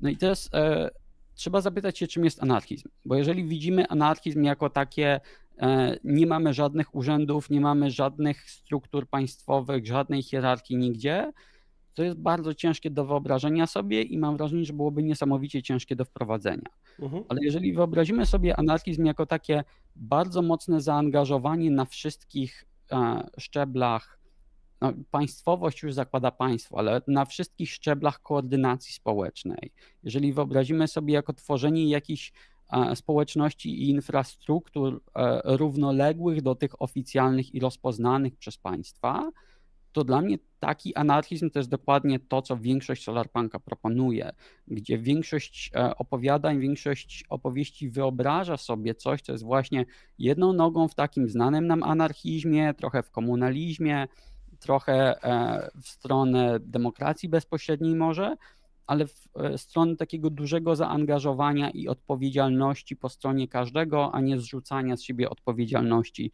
na jakąś instytucję. Mhm. To mi się trochę kojarzy z tym, jak kiedyś mój znajomy dzielił po prostu, sam uważając się za anarchistę, nie działając w żadnym kolektywie, dzielił po prostu anarchistów na tych, którzy są anarchistami, bo robią pożyteczne rzeczy, i na tych, którzy są anarchistami, którym się nudzi. Tak, albo też jak bardzo zaognione może być, że ktoś po prostu nie chce robić rzeczy ideologicznie, bo gdzieś tam jest jakieś widmo państwa. I sam prowadzę na przykład zajęcia z cyberbezpieczeństwa i czasami współpracuję z anarchistami, czasami współpracuję z różnymi kolektywami i spotkałem się z tym, że robiąc zajęcia, które mają być docelowo dla ludzi pracujących w instytucjach, jak powiedziałem, że na przykład chciałbym nauczycieli, ale chciałbym też pielęgniarki, czy chciałbym też urzędników, to nagle chcesz pracować z państwem, my na to się nie piszemy. Też właśnie spotkałem się i to pojawiało się i w pytaniach pod postami kilkukrotnie i sam też często zastanawiam się nad tym, czy jakby solarpunkowe właśnie wizje ludzi biorących sprawy w swoje ręce i gdzieś tam rozwiązujących kolektywnie problemy nie są zbyt naiwne, ale wiem też, że no tego typu historie już się dzieją, no nie? I że okazuje się właśnie, że w solarpunku nie chodzi wcale o panele fotowoltaiczne, tylko o takie historie, które gdzieś tam już mają miejsce i solarpunkowymi można je nazwać, no nie? Dla mnie o to chodzi. Znajdziesz dużo pisarzy, którzy uważają, że chodzi o panele fotowoltaiczne, więc to też nie jest powód do zdziwienia. Natomiast dla mnie zdziwieniem jest to, że kiedy sam znajduję takie historie właśnie w różnych kolektywach anarchistycznych, hakerskich, w różnych miejscach na globalnym południu, poza tym naszym spotlightem na Europę, Stany i kawałek Azji z Australią, to te opowieści w ogóle nie jestem w stanie ich pokazać żadnemu reporterowi, żadnemu dziennikarzowi czy pisarzowi, bo oni mówią, no dobrze, że masz na to dowody, no dobrze, że masz tych ludzi i możemy z nimi pogadać, ale to jest tak bardzo niewyobrażalne, że nikt mi tego nie wyda, jak o tym napisze. Czy podałbyś przykłady takich historii, które są rzeczywiste i które uznajesz za solarpunkowe? Moim ulubionym jest to, o czym mówiłem wcześniej w Myśleć Głębiej. Historia z Sierra Leone, teraz już sprzed dekady, bo to jest 2014, kiedy w całym tym regionie Afryki Zachodniej mieliśmy epidemię eboli, która była niesamowicie śmiertelna i która całkowicie wyniszczyła region, który był niesamowicie biedny już wtedy. Także kto mógł, uciekał.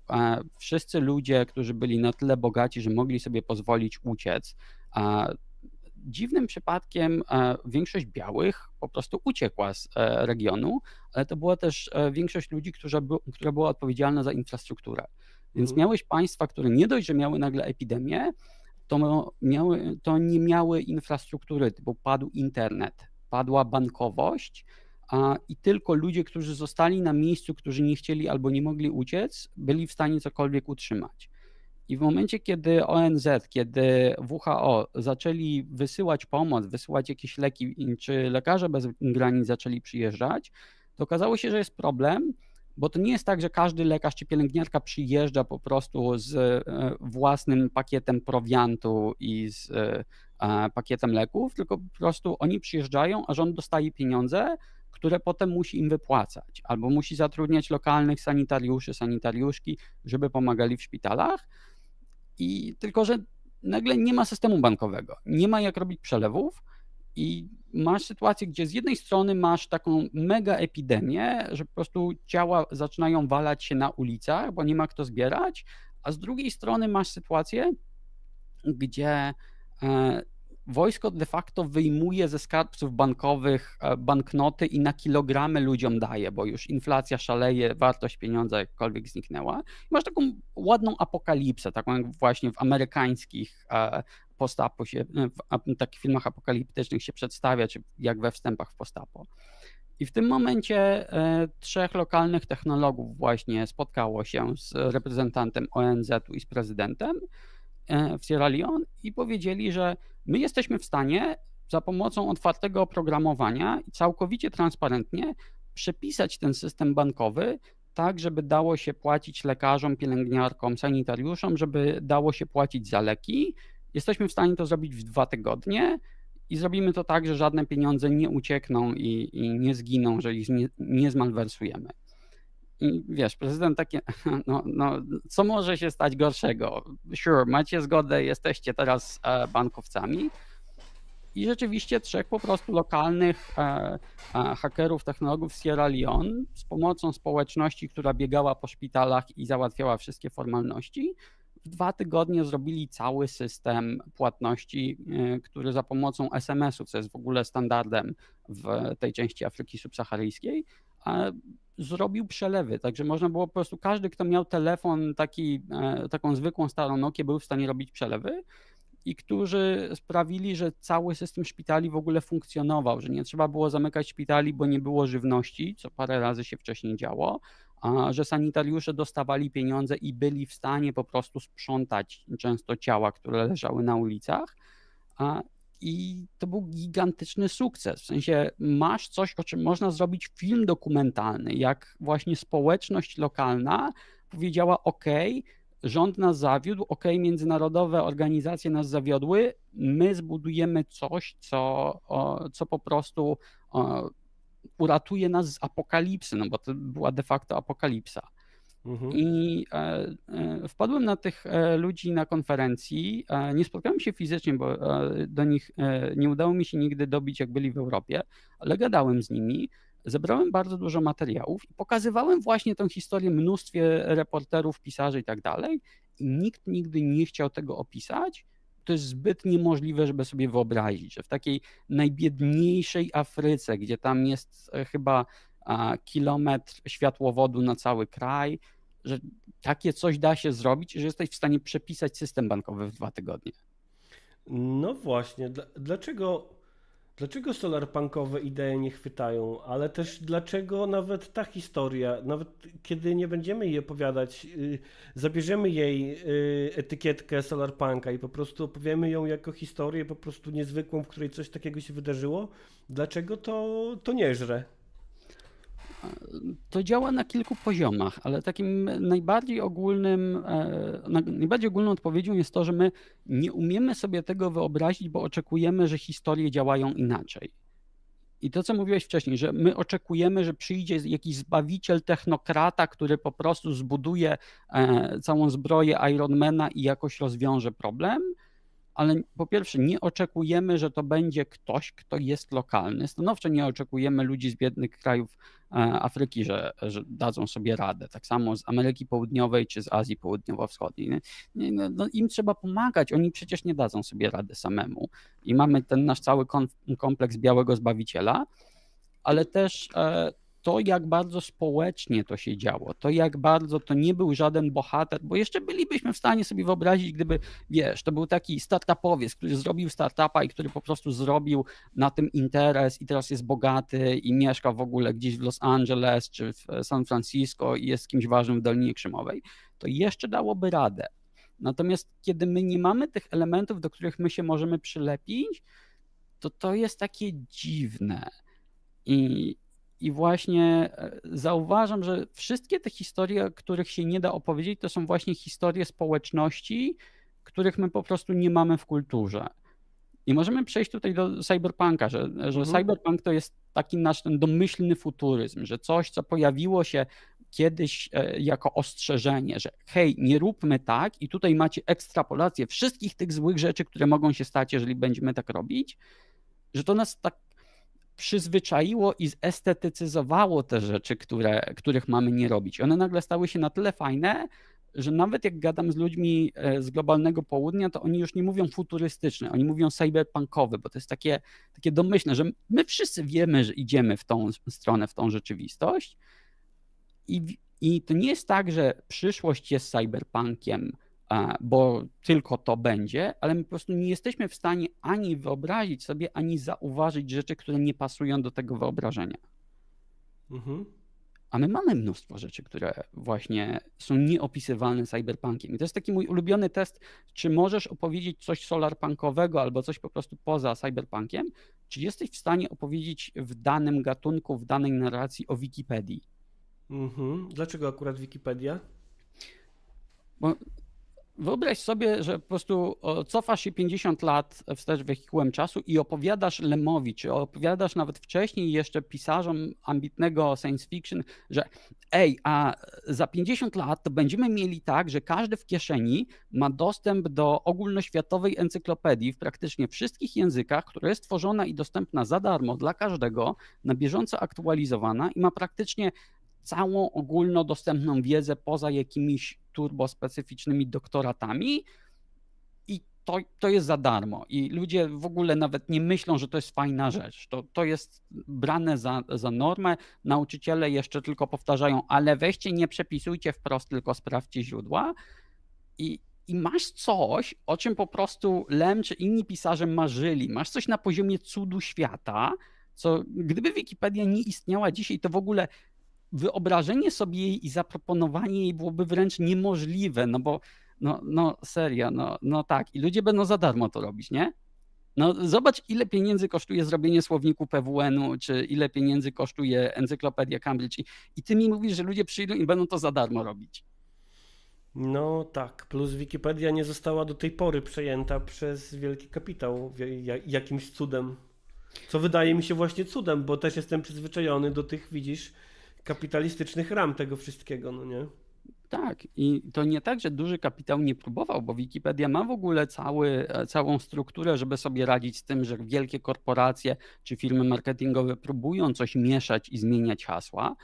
Natomiast my oczekujemy, że w kulturze nie może się pojawić właśnie wielki społeczny projekt dla dobra wszystkich, bo tak, jeżeli byśmy to opisywali cyberpunkiem, to byśmy mieli taką dychotomię, że albo to musi być taki cyniczny, zły projekt korporacji i rządów, które będą kontrolować świat za pomocą tego, jakie informacje są dostępne, a jakie nie, a z drugiej strony masz takich, wiesz, cyberpunkowych rebeliantów, którzy po prostu walczą z tym wszystkim i oni próbują zrobić bazę wiedzy, ale to nigdy się nie uda i to zawsze upada na koniec, bo w cyberpunku zawsze masz taką martyrologiczną, wręcz beznadziejną walkę, że i tak nie zmieni świata, i tak ci Moskale wygrają i car po prostu przejmie Polskę.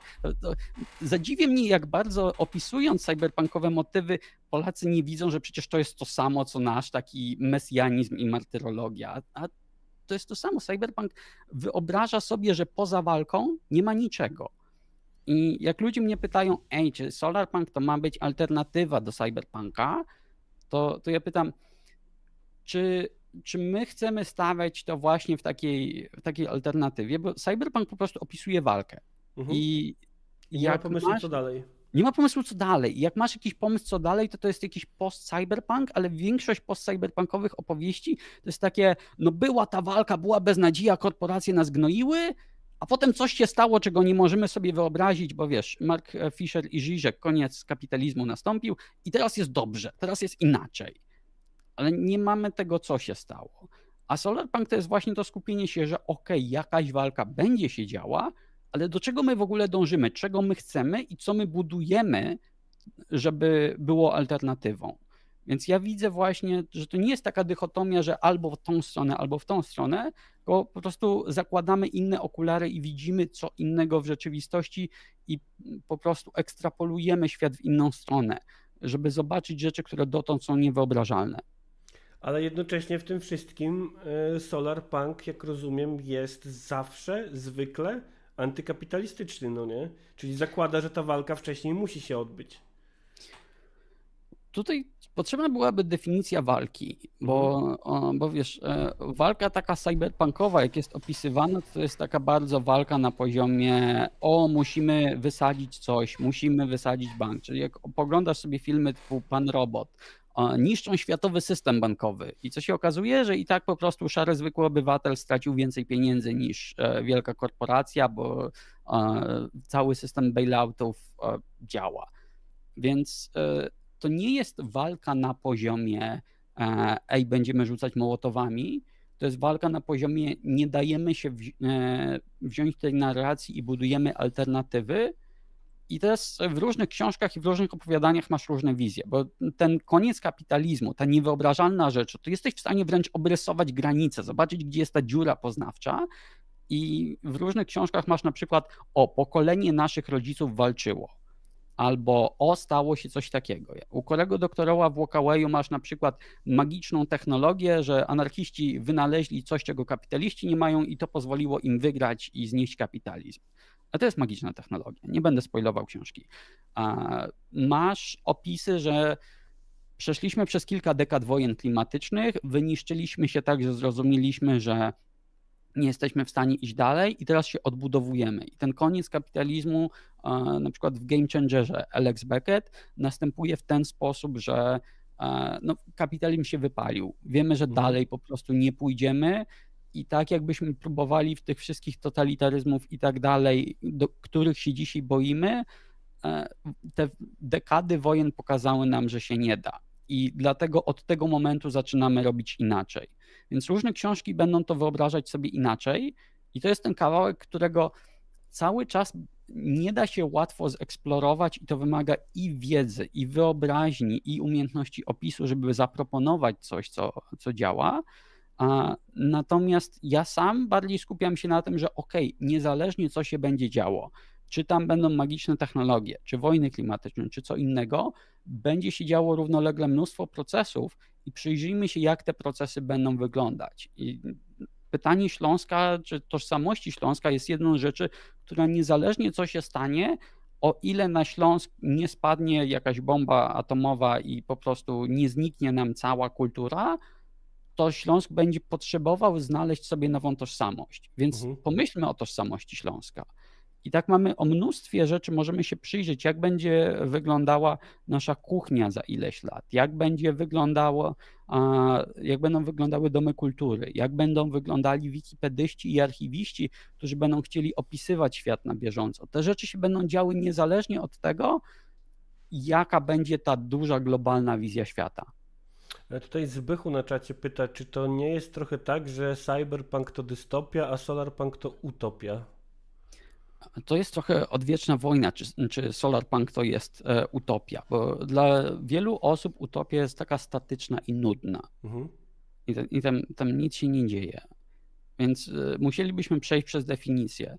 Bo cyberpunk jest dystopią taką, że po prostu ten świat jest w cyberpunku pokazywany, dla przytłaczającej większości społeczeństwa jest zawsze zły, ponury i nie da się go zmienić. I ta dystopijność polega na tym, że nie da się go zmienić.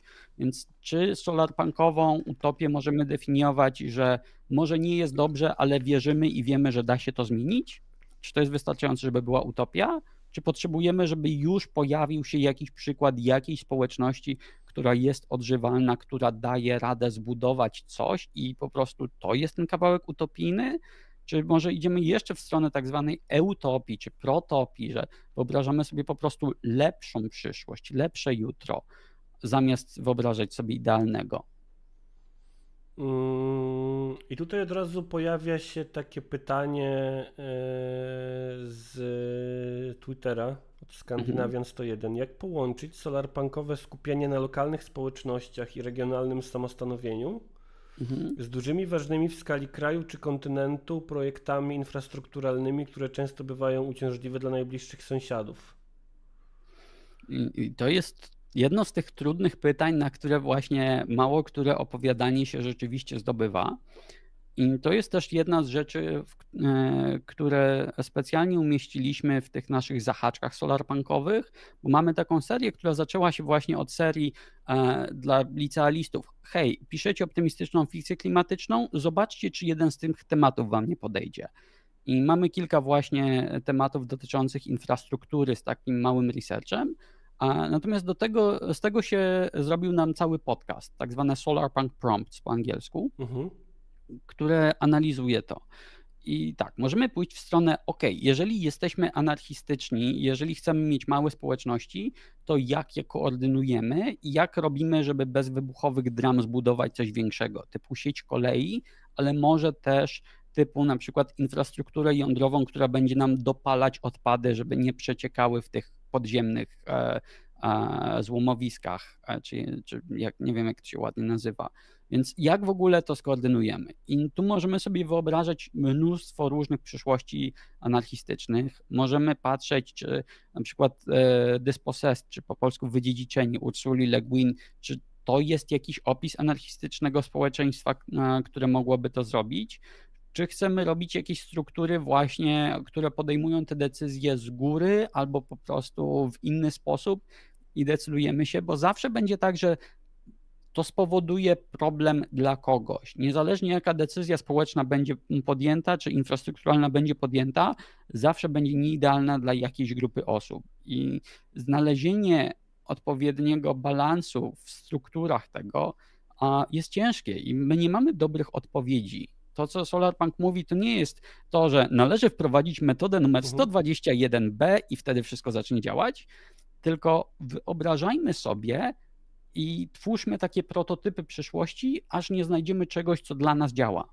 No ja w ogóle mam takie poczucie, jak o tym mówisz, że Solarpunk właśnie nie jest ani konkretną estetyką, mimo że pewna jest z nim kojarzona, ani konkretną wizją przyszłości, tylko raczej pozwoleniem sobie na optymistyczne snucie wizji przyszłości, mniej lub bardziej realistycznych, no nie? A nie odpowiedzi na konkretne pytania, jak załatwić coś, a jak załatwić coś.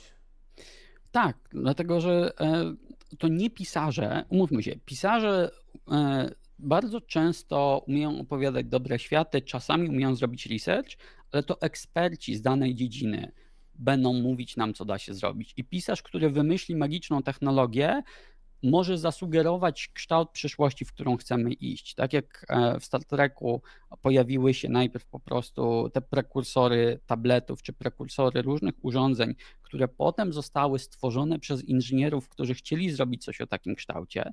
To jest taka wizja przyszłości, no ale żaden pisarz nie jest na tyle kompetentnym inżynierem czy naukowcem, żeby zastąpił cały zespół, który jest w stanie zbudować raport, na podstawie którego pójdziemy do przodu. Więc zawsze będzie sytuacja, że to jest propozycja, super jak to jest propozycja bazująca na jakichś już rozwiązaniach, ale to będzie taka propozycja po prostu, w którą stronę możemy iść i wyobrażenie sobie świata, który będzie funkcjonował. Dla mnie właśnie wartościowe jest to, że to nie jest taka wizja statycznej utopii, że wiesz, że wszystko będzie działać, kiedy tylko zamienimy samochody na tramwaje i pociągi i wszystko ten, tylko wyobraźmy sobie, jak wygląda życie w takim świecie, gdzie właśnie, wiesz, chcesz pojechać z psem do weterynarza, nie jesteś w stanie wziąć bezpośredniego tramwaju, więc jak wygląda możliwość wzięcia czegoś taksówko podobnego? Czy to będzie u ciebie w klimacie tuk-tuk elektryczny, czy to będzie ryksza, czy to będzie jakiś samochód, jak to działa i jak to wpływa na twoje życie, że na przykład planujesz sobie w ten, a nie inny sposób wakacje czy życie, wiedząc, że na przykład samolot nie jest opcją, bo zużywa za dużo węgla. Ale nie masz takiej obawy, że ten optymizm może zostać zawłaszczony nawet nie tyle przez kapitalizm, tylko przez, tutaj pytała Mroczna Kapibara o to na Twitterze, pytał, przepraszam, zawłaszczony przez na przykład miliarderów z Davos opowiadających nam o swoich pomysłach na przyszłość i gdzieś tam przekonujących nas do tych pomysłów poprzez używanie łatki solarpunkowej i solarpunkowych wizji, solarpunkowej estetyki znowu? On został już zawłaszczony. I to jest właśnie ta rzecz, że jeżeli zapytasz mnie, jaka jest taka najbardziej spójna, istniejąca wizja solarpunkowej estetyki w tej chwili, taki największy po prostu, największe osiągnięcie, co solarpunkowcy zrobili, co dotrze do każdego w takim jednominutowym przekazie, to jest reklama jogurtu. To jest bardzo komercyjna reklama konkretnego jogurtu, nazywa się Dear Alice i jest na YouTubie w wersji tak komercyjnej, jak i anarchiści zdarli logo, po prostu klatka po klatce usuwali logo jogurtu i zrobili zdekomodyfikowaną wersję, ale to już się stało. I to będzie się dziać, bo greenwashing, czy po prostu takie przylepianie sobie tej łatki solarpunka będzie miało miejsce.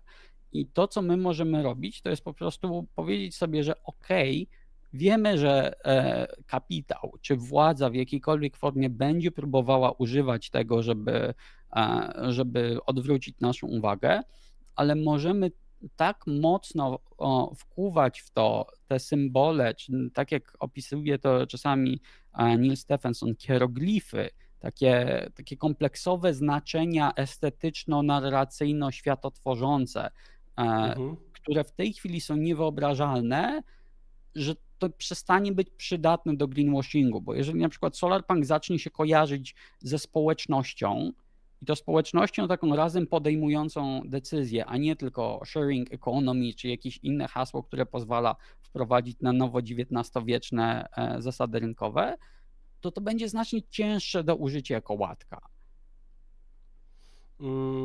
Wspomniałeś o hieroglifach. Myślę, że to jest dobry moment, żebyśmy wyjaśnili, czym są hieroglify w tym kontekście. Więc hieroglify wzięły się właśnie z eseju Neila Stephensona na temat tego, jak to jest z tym science fiction, że my po prostu trochę przestaliśmy sobie wyobrażać rzeczy od ostatnich kilku dekad. I hieroglif to jest według niego w tej propozycji takie właśnie połączenie, że masz estetykę, właśnie w przypadku solarpunka to by były te panele fotowoltaiczne Art Nouveau i wiesz, jakieś ładne zwiewne szatki, że mamy narrację i to jest to, gdzie dla mnie siedzi solarpunk, czyli to jest właśnie opowiadanie o społecznościach, opowiadanie o trudnych, ale możliwych przemianach społecznych i masz budowanie świata. I jeżeli się przyjrzymy, to na przykład w cyberpunku mamy konkretną estetykę, że wiesz, miasto nocą w deszczu pełne neonów, taki noir jeszcze ci tutaj nachodzi. I jak zobaczysz estetykę, to od razu po prostu lecisz, bo wiesz, że to będzie świat ze złymi korporacjami, które cisną wszystkich, więc światotworzenie masz zrobione. I z drugiej strony możesz oczekiwać, że to będzie albo, wiesz, mroczna powieść detektywistyczna noir, albo jakaś taka walka rebeliantów przeciwko korporacjom. I tutaj masz od razu zarysowane, kiedy widzisz jedną część, to wbijają ci się dwie pozostałe. Jak słyszysz na przykład ze światotworzenia 3 prawa robotów Asimowa, to od razu po prostu i estetyka ci się włącza i jaki rodzaj opowieści będzie. Tak samo z klasycznego amerykańskiego science fiction, po prostu te męskie, optymistyczne statki kosmiczne i podbój kosmosu od razu widzisz estetykę, widzisz jak będzie wyglądał ten świat, że tam będzie mniej kobiet, ale wiesz, optymizm, bo technologia taka trochę bardziej lemowska w ogóle nas zbawi i wszystko będzie dobrze. I taki hieroglif to jest coś, co właśnie, czego my nie musimy być świadomi, ale coś, co istnieje w kulturze i pozwala nam za każdym razem nie zaczynać od początku opowiadać, o co chodzi, bo już wiemy, że czytelnik jest na tyle zaznany z tym, że będzie po prostu, zobaczy jeden kawałek i od razu resztę sobie uzupełni. Matej Fiction na czacie pyta, czy to nie jest zwyczajnie to samo, co memy w memetyce. Czyli właśnie takie jednostki tak, informacji połączone ze sobą to- znaczeniowo, no nie? To bardziej mempleksy powiedziałbym. Natomiast nie jestem ekspertem od analizy kultury ani memetyki, więc na pewno są jakieś różnice, których nie jestem świadom. Natomiast chodzi o to, że mamy coś, co nie tylko jest luźno połączone z innymi elementami, tak jak memplex, tylko że właśnie masz taki trójkąt. Widzisz jedno i od razu uzupełniasz pozostałe dwa. Mhm. Czy wiesz, widzisz steampunka i od razu ci się, zobaczysz, wiesz, taką steampunkowego Cepelina na przykład i od razu ci się włączy, że po prostu masz tą estetykę, że to będzie jakaś opowieść o wynalazcach, czy po prostu o jakichś odkrywcach i włączy cię XIX wiek, ale też włączy ci się światotworzenie, że tam arystokracja to ona jeszcze żyje i ma się dobrze i jeżeli nasi bohaterowie nie są arystokratami, to i tak są postaciami na tyle wybitnymi, że wpadną na bal arystokratyczny, ale jakieś, wiesz, opowieści o robieniu zrywów rewolucyjnych to niekoniecznie pasują do tego. Mhm. I to jest tym od mema większe, że właśnie pozwala ci dodać dużo kontekstu i to jest coś, czego właśnie Solarpunk w tej chwili jeszcze nie ma, przynajmniej nie ma w tej wyobraźni w kulturze popularnej, że nie jestem w stanie opowiedzieć ci na przykład historii Domu Kultury w 2040, który specjalizuje się na przykład w takim edukacyjnym i kulturowym właśnie pomaganiu ludziom, którzy stracili pracę i muszą się przekwalifikować, bo po prostu już nie ma dla nich miejsc pracy, bo byli górnikami, bo pracowali przy ropie i tak dalej. I wiesz, jeśli opowiem, a ty mi powiesz, no nie umiem sobie tego wyobrazić, jak to w ogóle wygląda i jak No ten tak, świat ma tak, niby tak, działać. Tak, Bo, tak, bo, bo nie mamy tego trójkącika, który by nam to zarysował. tak. Jak o tym myślę, to nie wiem, co powinienem mieć przed oczami, no nie? No. Skoro już tak zbliżamy się, trochę czuję do literatury solarpunkowej, ale zanim zacznę Cię o nią pytać, to mam bardzo długie pytanie z YouTube'a. Mhm. Czy misja, w cudzysłowie misja, niektórych autorów solarpunka co do mobilizacji zmian poprzez budowanie optymistycznej wizji przyszłości nie wydaje się trochę naiwna? Czy to, że prognozy co do globalnych zagrożeń, jak na przykład ocieplenie klimatu i jego konsekwencje, póki co za każdym razem okazywały się zbyt optymistyczne i wciąż nie zapowiada się na to, że korporacje, państwa i społeczeństwa brały sytuację na poważnie, nie sugeruje, że raczej trzeba by ludziom ukazywać jeszcze bardziej pesymistyczne wizje przyszłości, żeby dotarło do łbów, w jak bardzo przejebanej sytuacji jesteśmy. I trzeba radykalnych zmian już teraz. Piszę to trochę na swoim przykładzie, bo byłem bardzo niechętnie nastawiony do aktywistów klimatycznych i uważałem, że często przesadzają ze swoimi działaniami, dopóki nie przeczytałem Ślepego stada Brunera, co wywołało na mnie naprawdę piorunujące wrażenie i sprawiło, że dzisiaj uważam, że aktywiści są nawet za mało radykalni. Pyta Emmet z YouTube'a i skracając, no ja rozumiem to pytanie tak, czy po prostu ten solarpunkowy optymizm nie jest wręcz szkodliwy w sytuacji, w której jesteśmy jako ludzkość w tym momencie. To jest częste pytanie tak naprawdę. To jest częste spojrzenie i na nie jest kilka odpowiedzi z różnych stron ruchu. Dlatego, że solarpunk to nie są tylko właśnie takie opowieści bardzo realistyczne w naszym świecie, ale też dużo ludzi odnosi się z tym pytaniem, widząc jakieś takie bardziej fantastyczne światy. I w literaturze na przykład zaraz mogę poopowiadać o serii Mnicha i Robota, która zaraz będzie przetłumaczona na polski, który dzieje się na innej planecie i które w przeciwieństwie do Ursuli Le Guin, która te inne planety przedstawia jako po prostu takie sytuacje społeczne do analizy, to mnich czy mnisze, bo ten brak płci jest ważny, jest bardzo taki pastoralny, taki swojski, taki spokojny. To jest świat, który już wszystkie złe rzeczy ma za sobą i jest tylko dobrze. Jest dużo solarpunka, który idzie w tą stronę i on często wywołuje właśnie takie pytanie, no dobrze, ale po co nam takie wizje utopii, po co nam kolejny eskapizm? I moja odpowiedź jest taka, mamy niesamowitą ilość już w tej chwili naprawdę pesymistycznej fikcji i pesymistycznych wyobrażeń, ale ewidentnie brakuje nam języka, żeby opowiedzieć coś innego. Bo ten cały pesymizm, ten cały doomeryzm, do którego sam się przyznałeś, to jest takie nie mam siły. Kolejny dzień i kolejne wyzwania. I to wiem, że to najprawdopodobniej się nie uda, ale mój Boże, tak po co ja próbuję? I mamy taki bardzo właśnie dezaktywujące działanie, że nie ma po co. Natomiast nie mamy niczego, co zainspirowałoby i pociągnęło nas do przodu. Nie mamy niczego, co pokazałoby nam, że da się inaczej i że już teraz mamy struktury, które działają inaczej, na które możemy spojrzeć i na których możemy się wzorować i na których możemy coś budować, bo nawet przyglądając się temu, jak działa Wikipedia, ze wszystkimi niedoskonałościami, ze wszystkimi dramami, z problemem po prostu z tym, że nie ma tam naukowczyń, to już to jest coś, co może zainspirować inne struktury społeczne, inną wizję technologii i tak dalej. I jeżeli my zaczniemy opowiadać sobie, że są takie przykłady, że możemy iść ku innej przyszłości, to nawet jeżeli to nie będzie dominująca narracja, która powie, wszystko będzie dobrze, to jest coś, co nam po prostu doda kawałek języka. I też dla mnie ważne jest, to nie jest powszechne w solarpunku, ale dla mnie ważne jest, że dobre opowiadanie solarpunkowe nie powinno wyrzekać się traumy klimatycznej, która nastąpi. I że tak naprawdę we wszystkich tych naszych promptach, we wszystkich naszych zahaczkach, każda zahaczka ma jakąś społeczność, która ma jakiś problem, ma jakieś napięcie czy konflikt, ale która też przepracowuje jakąś traumę.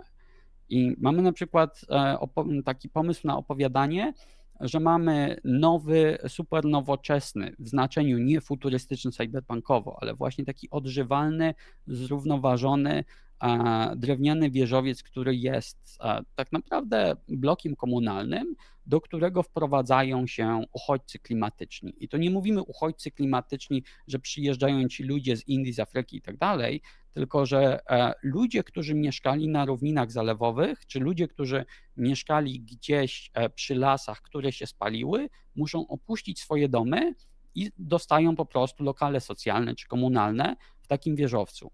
I masz jednocześnie po prostu całą masę straumatyzowanych ludzi, którzy naprawdę muszą dużo przepracować, żeby na nowo stanąć na nogi, ale też masz perspektywę ich dzieci, dla których to jest magiczne, że patrz, masz taki wielki, wspaniały wieżowiec i one wcześniej mieszkały w zupełnie innym miejscu i teraz biegają i eksplorują to nowe miejsce, jak one patrzą na dorosłych, jak one patrzą na całe to takie nowe piękno tego miejsca i to, że patrz, jedno piętro to jest cały dom kultury i biblioteka, jest żłobek, jest cały warsztat z narzędziami, więc masz jednocześnie ten optymizm i to, że mamy coś, co będzie lepsze, ale nie wyrzekając się tego, że zmiany klimatyczne, że katastrofa klimatyczna naprawdę mocno nam przywali i my będziemy mieli co przepracowywać. Dla mnie to jest chyba trochę najważniejsze w tych rzeczach, o których tutaj sobie mówimy, właśnie, że to niekoniecznie musi być estetyka, że to niekoniecznie muszą być panele fotowoltaiczne i ekologia, ale że to są, że możemy myśleć o teraźniejszości i przyszłości wychodząc poza pewne ramy, poza które nam tak naprawdę dużo ciężej wyjść niż nam się wydaje.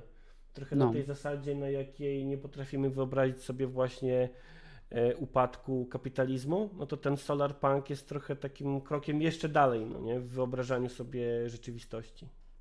Właśnie to może być ciekawe spojrzenie, bo to może być krok dalej, ale to może być krok w bok po prostu. Bo wiesz, krok dalej to będzie, jeżeli uprzemy się przy tej cyberpunkowej wizji, że walka z kapitalizmem musi nastąpić i mołotowy, czy fizyczny, czy cyfrowe, muszą zostać rzucone w molocha państwowo-korporacyjnego, a potem magicznie coś się stanie, że wygramy i jakiś post-cyberpunk nastąpi i patrzymy dalej. A możemy też patrzeć, że ta walka się odbędzie, ale nie skupiajmy się na tym jak, bo nie wiemy, bo to jest za trudne do wyobrażenia sobie i to jest zbyt złożone, my się skupmy na tym, że możemy budować inne rzeczy i że możemy budować infrastruktury, które nawet jeżeli okaże się, że państwo nie da rady, że kapitalizm nie da rady, że będą infrastruktury, które będą pomagały ludziom niezależnie.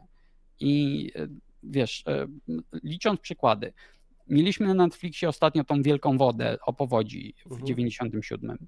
Wyobraźmy sobie na przykład wizję Wielkiej Wody 2097, która dzieje się 100 lat później i gdzie masz wizję, że znowu nadchodzi powódź. To nie jest pierwsza od 100 lat, ale po prostu kolejna jeszcze większa niż wszystkie poprzednie, ale masz już cały po prostu całą infrastrukturę, tak techniczną, jak i społeczną, ludzi, którzy wiedzą, jak sobie pomagać, którzy wiedzą, jak nawzajem się ratować, którzy są czy w jakichś kooperatywach, czy w klubach sąsiedzkich i oni wiedzą, jak współpracować ze strażą pożarną, jak współpracować z samorządami, z gminami, z państwem i tak dalej. Czy nawet możemy sobie wyobrazić, że w takim świecie wojsko to nie są czołgi i strzelanie się, tylko że wojsko przede wszystkim to jest wojsko infrastrukturalne, które reaguje przede wszystkim właśnie na problemy, które zmiany klimatu nam stworzyły. I wyobraźmy sobie taki świat, w którym właśnie mamy niesamowicie dużo dramaturgii. Jesteśmy w stanie cały serial znowu osadzić, bo przecież to jest powódź, rozwalony jest ogrom infrastruktury, mnóstwo domostw, mnóstwo pól zalewane, ale my widzimy, że mamy oprócz tego, że państwo przyjdzie i ratuje, bo państwo nigdy nie da rady wszystkich uratować, a samorząd nigdy nie da rady wszystkich uratować, że masz te społeczne po prostu ten cohesion taki, że masz ten klej społeczny, że ludzie nawzajem sobie pomagają i w jaki sposób to robią. I tam będą cały czas dramy, bo pani Halinka i pani Krysia cały czas się nie cierpią po tym, jak się pokłóciły 2 lata wcześniej, ale one cały czas mają jakiś interes, żeby nawzajem sobie pomagać, czy żeby koordynować to, jak dzieci wziąć z zalanej szkoły. Dla mnie trochę taką historią jest, znaczy kończącą się trochę pesymistycznie, bo to jest zapał, który się wyczerpał w pewnym sensie, ale trochę taką historią jest sytuacja 2 lata temu, kiedy wybuchła pełnoskalowa wojna w Ukrainie i ludzie zaczęli jakby sami się organizować w sieć pomocy przyjmowania uchodźców z Ukrainy, no nie? Chociażby w Warszawie. Tak, To jest tak, i to jest bardzo dobry przykład, żeby się temu przyjrzeć, ale to też jest bardzo ciekawy przykład, bo przez to, że nie mamy w kulturze takich wzorców współpracy, wzorców tego oddolnego czy takiego równoległego tworzenia infrastruktur, to bardzo szybko się wypaliliśmy, bo nie mieliśmy żadnych pomysłów, czy żadnych takich już w kulturze przetworzonych wzorców, jak zrobić, żeby to było długofalowe i odżywalne, czy jak zrobić, żeby po prostu ludzie się nie wypalali, żeby mieli moment, żeby odpocząć, żeby nie czuli się źle z tym, że mimo tego, że jest tylu ludzi do pomocy, to oni muszą wziąć dzień dla siebie i odpocząć, żeby pomagać dłużej. No tak naprawdę to jest duża część Solarpunka. Jak stworzyć takie kulturowe ramy, żebyśmy mimo tego, że będzie ciężko, że będziemy musieli pracować, żeby pomagać innym, niezależnie od wszystkiego dookoła, jak oprócz tego się nie wypalić. No bo mnóstwo dzisiaj aktywizmu prowadzi do wypalenia, prowadzi do tego, że ja już nie mogę. Przytłaczająca większość nauczycieli, z którymi ja sam robiłem ten konkurs optymistycznej fikcji klimatycznej, wypaliła się i już w ogóle nie ma siły tego robić. Większość polskich nauczycieli, która robiła ambitne rzeczy, wypaliła się i nie ma siły tego robić. Więc właśnie z jednej strony taki jak odpoczywać, ale też jak dać uznanie aktywistom, jak dać uznanie ludziom, którzy rzeczywiście włożyli pracę i nie pozwolić na te wszystkie nasze znane na lewicówku toksyczne motywy, że tylko osoba, która najgłośniej gada, przypisze sobie wszystkie zasługi, a wszyscy inni zostaną niewidzialni. To właśnie mamy do przepracowania i umiejscowienie tego w kulturze, żebyśmy znali jakieś przykłady, które mogłyby zadziałać, to jest to, co może nam pomóc. Nawet jeżeli to nie będzie w mainstreamie, nawet jeżeli to będzie seria książek, nawet jeżeli to będzie mały serial, to jest coś, z czego będziemy się uczyć tak w tle, po prostu czytając coś sobie. Ale jeszcze tak wracając do tych hieroglifów, myślisz, że jeśli będziemy mieli solarpunkowe dzieło kulturowe o jakimś większej skali oddziaływania, to ono będzie trzymało się tej estetyki, która na ten moment nam się z solarpunkiem kojarzy, czyli właśnie nie wiem, tych zwiewnych ciuszków chociażby i paneli słonecznych? Nie wiem i to w dużej mierze zależy od tego, w jakiej kolejności rzeczy będą powstawać. Bo jeżeli powstanie ci dzieło, które na przykład będzie bardzo własnościowe, to będzie jakiś właśnie Netflix, jakiś Disney czy coś i oni od razu ci trademarkują wszystkie takie estetyczne kawałki albo zrobią serię zabawek, która w ogóle skomodyfikuje ci wszystko od razu, że to są produkty, to się raczej nie stanie. Ale jeżeli symbol wyjdzie z jakiejś antologii, potem pojawi się znowu w jakiejś książce, potem w jakimś serialu może, to jest szansa na to, że to się przyjmie. Pytam tak o te estetyki, bo wiem też, że jest tak, że ten element solarpunka estetyczno-ekologiczny taki, to współistnienie gdzieś tam z naturą technologii, wiem też, że jest zahaczane nie tylko przez kapitalizm, ale nawet przez jakieś skrajnie prawicowe ruchy, no nie? Gdzie Tak, też, wiesz, jest gdzieś taki odłam zawsze nazistowski wręcz, który tęskni za jakimś takim sielskim postrzeganiem rzeczywistości. tak. No, dużo osób przy estetykach, w ogóle jeżeli chodzi o narracje estetyczne, bardzo polecam Asię Kaniewską, jej bloga 19 czwartych. Natomiast jest mnóstwo właśnie takich sporów, że na przykład cottagecore versus solarpunk, bo cottagecore to jest jeszcze bardziej taka sielska estetyka, wiesz, domek na wsi, to całe, rzuciłem wszystko, wyjechałem w Bieszczady. Z drugiej strony mamy jakiś tradhumanizm, który jest takim posthumanizmem, ale bardzo konserwatywnym, że jednak kobiety do kuchni. I mamy takie odpowiedzi na ten ruch. Natomiast no, to, w jaki sposób będzie się kształtowała estetyka, jest dla mnie równie ciężkie do przewidzenia, jak to, jak będzie się kształtowała ekonomia, czy właśnie jakieś procesy po prostu socjoekonomiczne w najbliższych latach. I dla mnie liczy się to, jak uda nam się poopowiadać pewne rzeczy. Ktoś mi na przykład zasugerował, no okej, ale ja nie widzę takich konfliktów w solarpunku. Ja się nie zgadzam, bo uważam, że tu jest mnóstwo dramatyzmu, ale właśnie w dalszej części wypowiedzi zobaczyłem coś ciekawego, że no dobrze, to się nie nadaje na film, bo to jest w domyśle jakiś film akcji czy coś, no ale o tym można zrobić telenowelę. No i dla mnie to jest genialny pomysł. Wyobraź sobie telenowelę, która dzieje się właśnie w 2050-60 na Śląsku, kiedy masz jeszcze dziadka górnika i ojca, który po prostu był tym górnikiem z okresu przejściowego, kiedy zamykali kopalnie i właśnie cały ten dialog tożsamościowy, ale masz też właśnie dzieciaki, które zupełnie inaczej się definiują. Masz jakąś córkę, która została właśnie techniczką wiatrową. Masz całą narrację wokół śląskiej gotki, która staje się po prostu oficjalnym językiem serwisantów wiatrowych w Polsce czy w Europie. Barbórka jako takie europejskie święto wiatru. I masz nie tylko taką pocztówkę czy plakat, jak wcześniej pokazywałeś, ale masz z tego opowiedziane no, telenowelę ze wszystkimi normalnymi dramatami, no bo co Henio powiedział Krysi i co się będzie działo. I to masz wszystkie takie dramaty okresu przejściowego, bo ktoś wziął fundusze europejskie na przeszkolenie górników, czy na pomoc psychologiczną dla górników zmalwersował.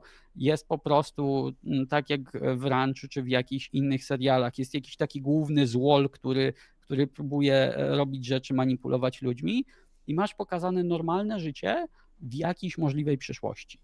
I to nie musi mieć zwiewnych szatek, to nie musi mieć po prostu symboli paneli fotowoltaicznych, bo też to będą, mówmy się, że panele fotowoltaiczne zaraz nam się tak znormalizują, że wiesz, tak jak na balkonach w latach 90.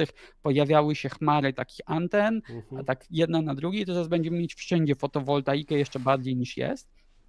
Ale wyobraźmy sobie, że nawet bez takich twardych symboli estetycznych mamy opowieści, które sprawiają, że coś jest wyobrażalne.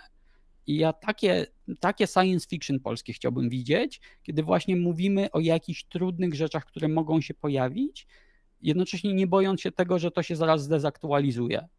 Bo jest trochę chyba tak, że solarpunk jakby w swoim takim zwróceniu, w swoim takim zwrocie ku raczej kolektywnemu doświadczaniu i kolektywnemu robieniu rzeczy, raczej odchodzi od tej takiej campbellowskiej podróży bohatera, czyli tej historii, którą znamy z Gwiezdnych Wojen i wszystkich innych filmów przygodowych, które były później, no nie?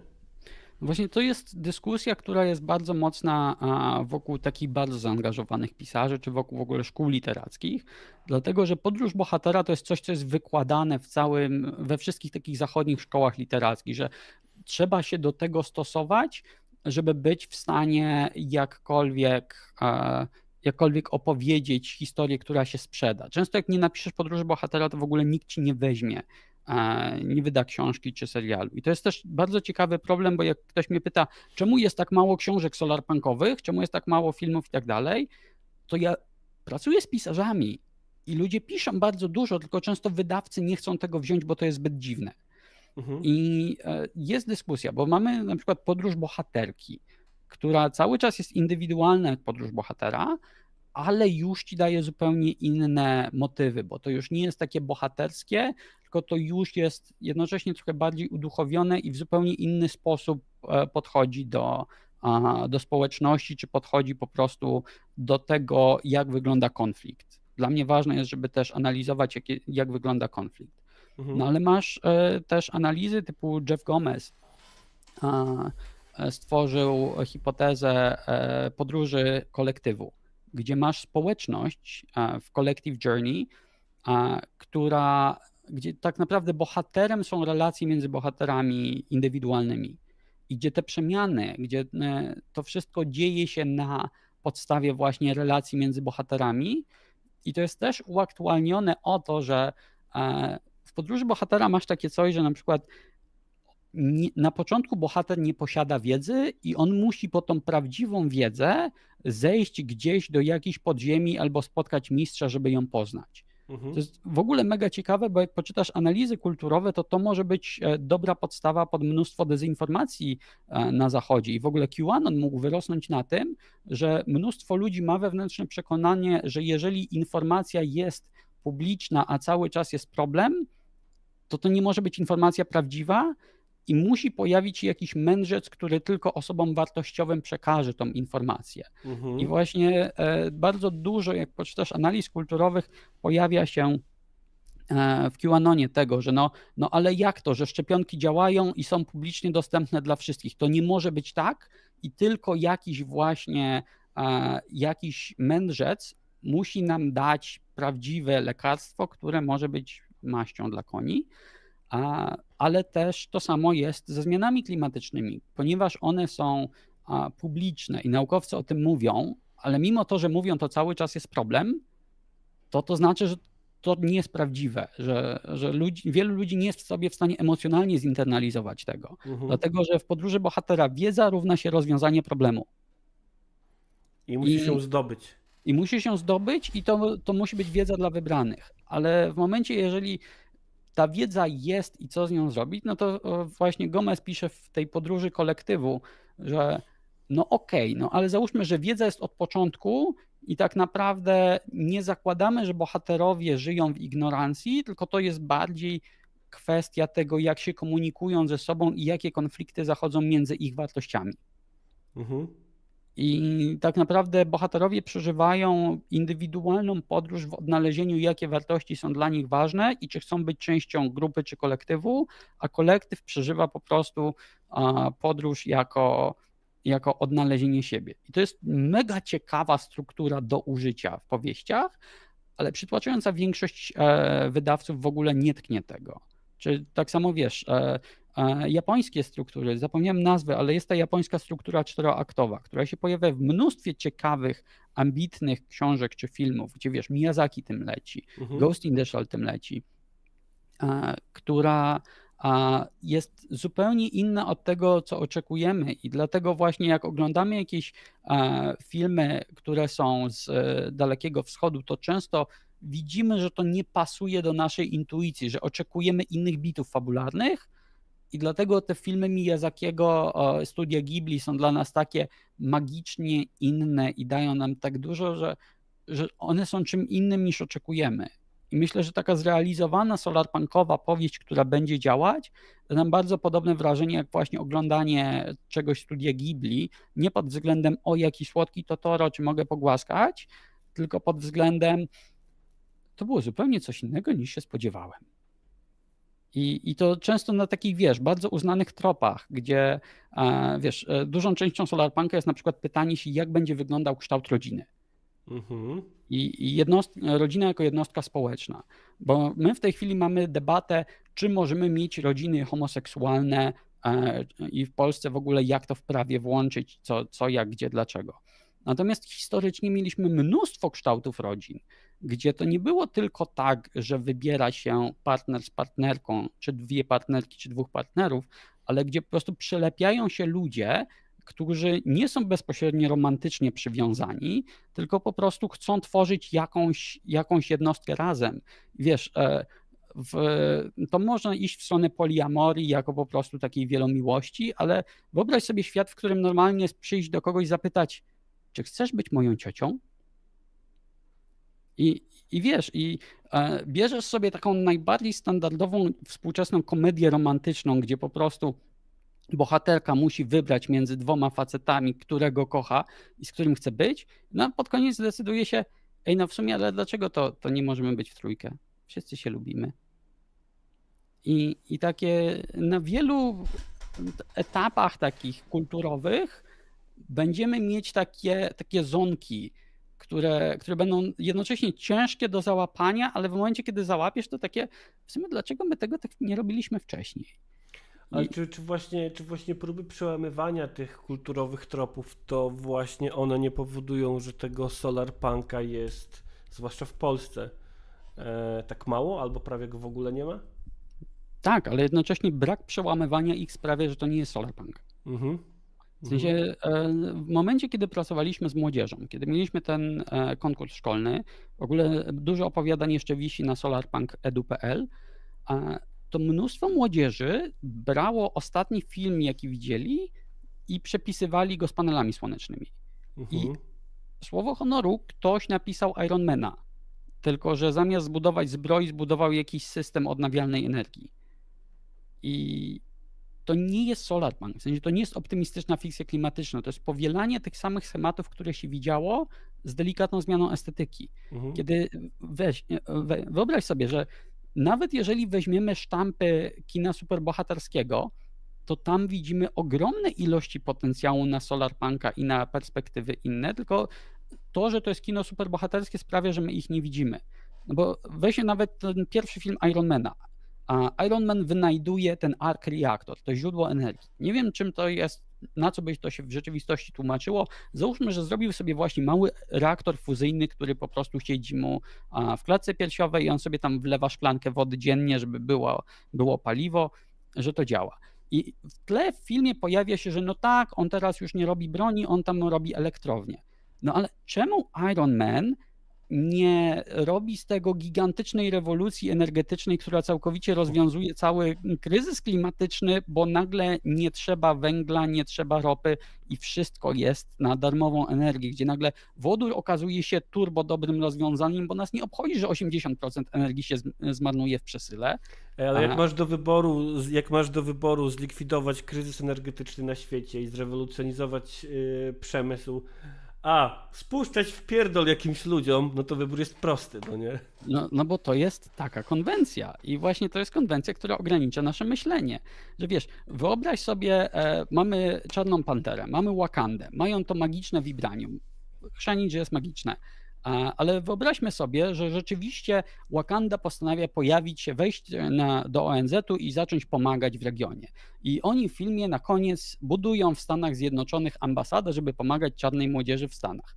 Super. Ale jednym z problemów Afryki subsaharyjskiej jest to, że mają niesamowicie niestabilną sieć energetyczną. Dlaczego nie zrobić czegoś takiego, że vibranium zasila sieć energetyczną w Afryce subsaharyjskiej? Albo jeżeli chcą wspomóc region, to niech zrobią po prostu politechniki wakandyjskie, gdzie masz 80% miejsc dla ludzi, którzy pochodzą z Afryki subsaharyjskiej, nie dla Elona Muska. I wyobraź sobie, że po prostu budujesz w tym momencie całą tożsamościowo-kulturowo-infrastrukturalną przyszłość regionu, i ja ewidentnie po prostu chciałbym zobaczyć doktorat z ekonomii spekulacyjnej, wpływ pojawienia się Wakandy na kontynencie afrykańskim na soft power Chin i Stanów Zjednoczonych dotyczących wydobycia energii na kontynencie, dotyczący produkcji energii na kontynencie. To są takie rzeczy, na które można spojrzeć i nawet z motywami superbohaterskimi to byłoby mega ciekawe solarpunkowo, żeby zobaczyć, jak te procesy się dzieją i sprawiłyby, że infrastruktura, która dotąd była niewidzialna, staje się widzialna i staje się bohaterem, gdzie właśnie to, że infrastruktura jest ważna i że jest często nawet bohaterem, jest taką częścią opowieści solarpunkowych. To, o czym mówiłeś, o tym takim przebieraniu jakby tych samych tropów w inne ciuszki, czyli dorysowywanie tak naprawdę tylko paneli słonecznych, to mi się trochę kojarzy z tym, jak Hollywood i streamingi w takiej fikcji przygodowej często piszą postaci kobiece, które mają wszystkie te same cechy postaci męskiej, oprócz bycia facetem, no nie? No i często wiesz, to jest tak jak większość czarnych bohaterów, superbohaterów po prostu ma black przed nazwą. To tak samo po prostu główną cechą osobowości większości bohaterów żeńskich w komiksach superbohaterskich jest bycie kobietą.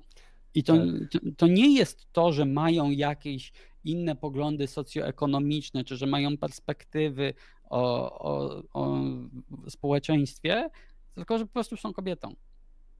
No właśnie, jak już jesteśmy przy tej fikcji, to może pora odpowiedzieć sobie na pytanie, co czytać, jeśli ktoś się zainteresował solarpunkiem i jak się do tego dostać.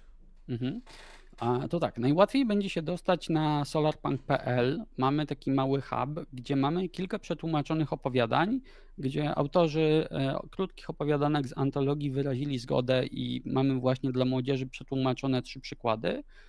Tam też są linki do różnych polecajek książkowych, natomiast z książek mamy dość szeroki wybór, ale jednocześnie to nie jest wybór, tam nie ma niczego, co po prostu komprehensywnie pokaże każdą stronę solarpunka, gdzie mamy tak, możemy pójść w jedną z najpopularniejszych książek i właśnie Becky Chambers, zobaczyć cykl o Mniszu i robocie. I to mówisz, że będzie po polsku za jakiś czas, tak? Że to będzie wydane? Tak, już była zapowiedź, nie pamiętam wydawnictwa, ale to ma być po polsku. Są takie króciutkie nowelki na temat właśnie takiej idyllicznej przyszłości życiu w zgodzie natury i technologii. Także spodziewałbym się, że to będzie takie właśnie bardzo bajkowe, muminkowe, ale bez cięższych konfliktów. I jak chcemy cięższe konflikty, to z jednej strony mamy Corego Doktoroła, i tam mamy 2 książki, jest Walkaway i jest drugi The Lost Cause z lutego tego roku, gdzie przyjmijmy, że Cory Doctorow, tak jak ja, on ma bardzo technologiczną i bardzo hakerską perspektywę. To jest w ogóle człowiek bardzo zaangażowany w otwarte technologie, Creative Commons i tak dalej, ale on pisze pornografię inżynierską. W sensie on umie zrobić scenę pościgu i nagle 3 akapity będą na temat tego, jak działa protokół DNS albo DHCP. Przyjmijmy, że to jest u Corego normalne. Także to są 2 książki, które pokazują właśnie takie bardziej od dzisiaj w bliską przyszłość. Tutaj Mataj Fiction na czacie donosi, że wydawnictwo Insignis to wydaje. O, super. Także mamy Corego Doktorowa, który z mojej wiedzy jest nieprzetłumaczony z tymi 2 książkami. Coś, co bardzo lubię, to jest Alex Beckett, książka Game Changer. I to jest właśnie na tyle ambitne, że to daje nam tą dużą wizję przyszłości po wojnach klimatycznych, kiedy zaczęliśmy się odbudowywać i jednocześnie jest niesamowita ilość traumy i niesamowita ilość braków w społeczeństwie, gdzie jest mnóstwo reglamentacji, ale jednocześnie w konstytucji jest wpisane, w konstytucji całego świata, nikt nie chodzi głodny. Po prostu każdy ma mieć zapewnione podstawy i to jest właśnie taka utopia i dystopia jednocześnie, bo tam jest bardzo dużo ciekawych wątków ekonomicznych i społecznych, gdzie na przykład waluta jest przywiązana do tego, ile węgla coś generuje. Więc bardzo tanio jest kupować jakieś rzeczy, jakieś jedzenie z okolicy, ale lot międzykontynentalny to 30 lat będziesz na to oszczędzał. Instynktownie wydaje mi się, że to jest odpowiedź na pytanie Emeta z naszego czatu, który pyta, czy są też jakieś duże kobyły solarpunkowe. To brzmi jak jakaś duża powieść. Tak, to jest seria w ogóle, bo po Game Changerze jest Deal Breaker Okej. i tam się pojawia jeszcze szerszy wątek, który wychodzi w science fiction poza takiego zwykłego solarpunka, ale ja bym właśnie to polecił. I inną kobyłą solarpunkową będzie jeszcze A Half-Built Garden Rutanny Emrys. Mogę potem popodrzucać do opisu wszystkie linki i tytuły. Jasne, przydadzą się. I The Half-Built Garden to jest też bardzo ciekawa opcja, bo tam rewolucja już się wydarzyła. Kapitalizm nie zniknął, ale kapitalizm został zepchnięty do takich enklaw, że po prostu to jest mała wyspa, na której żyją kapitaliści i oni mają swoje cyberpunkowe hyperkorpy. My czasem z nimi handlujemy, ale poza tym to jest cały kordon i jeżeli spróbują wyjść albo spróbują za dużo gazów wyemitować, to po prostu będą mieli problemy. Natomiast świat jest właśnie w takiej bardzo ciekawej, równoległej infrastrukturze hierarchii, bo jednocześnie mamy stare państwa narodowe, ale równolegle do nich i ważniejsze od nich są tak zwane, to nie brzmi dobrze po polsku, ale ścieki wodne czy spływy wodne, takie społeczności wzdłuż po prostu rzek i takich terenów, nie wiem jak to się dobrze po polsku nazywa, po prostu chyba ścieku wodnego jako to jest cały ekosystem wodny wokół danej rzeki. Trochę jak w starożytnym Egipcie. No, więc mamy takie bardzo właśnie ekosystemowe społeczności anarchistyczne i to jest bardzo ciekawy, zaspoiluję wam pół pierwszego rozdziału, bo główna bohaterka jest właśnie jedną z takich anarchistek, która jest techniczką od sensorów wody, przyjeżdża, żeby zobaczyć, czemu w nocy się jakoś dziwnie zepsuł sensor na środku rzeki. Patrzy, statek obcych. Obcy przylatują na ziemię i takie, o mój Boże, ssaki! Jesteście pierwszymi ssakami, które się same nie udusiły na własnej planecie. Jak się cieszymy, że do was zdążyliśmy przylecieć.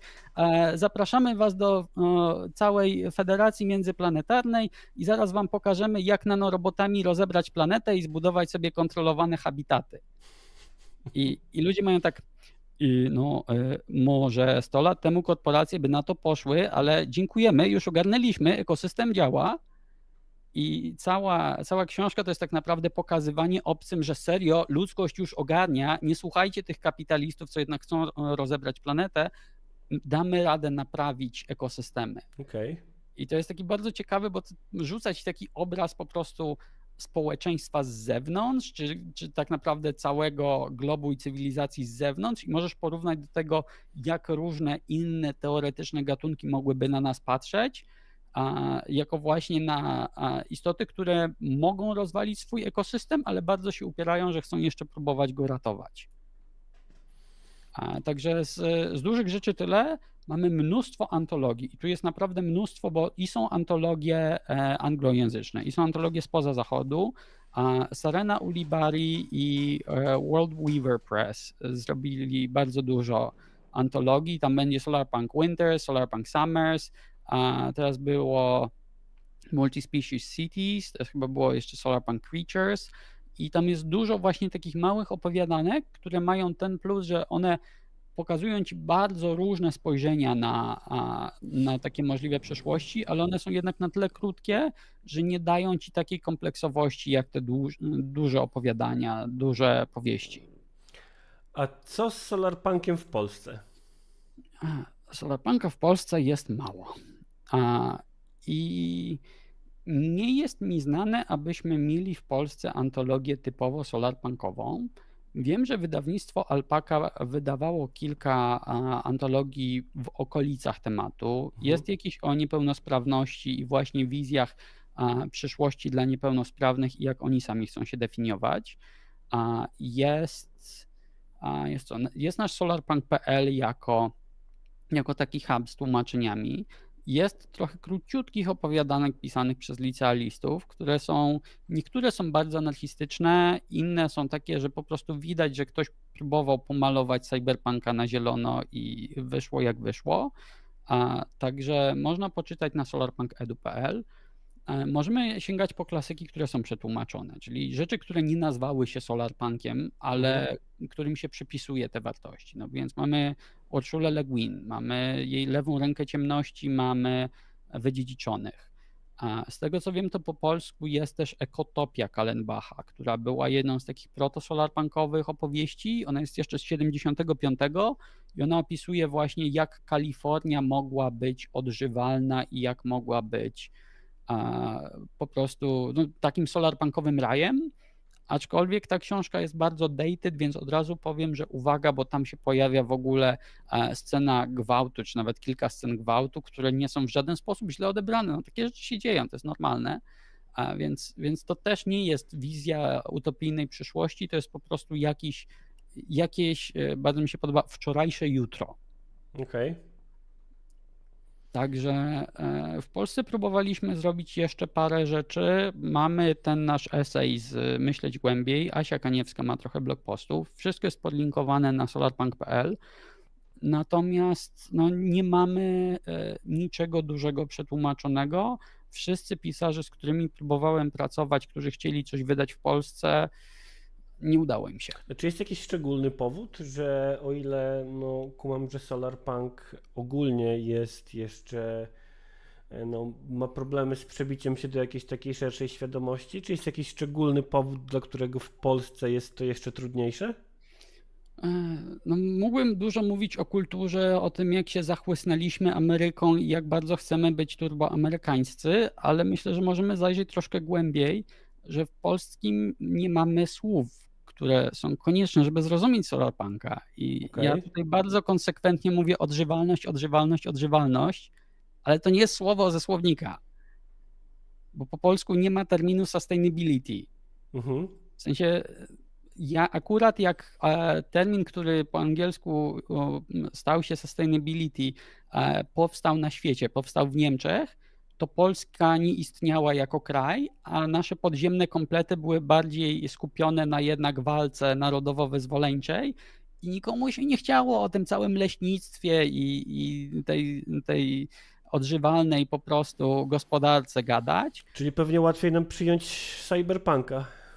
Łatwiej nam konceptualnie przyjąć cyberpunka, dlatego że po prostu my nie jesteśmy w stanie opisać, czego nam brakuje.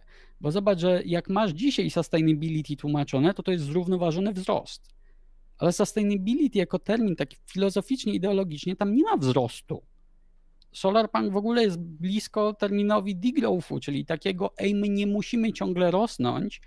I to jest kolejny termin, który nie istnieje w języku polskim, bo są jakieś postwzrosty i tak dalej, ale tego też nie ma w słowniku.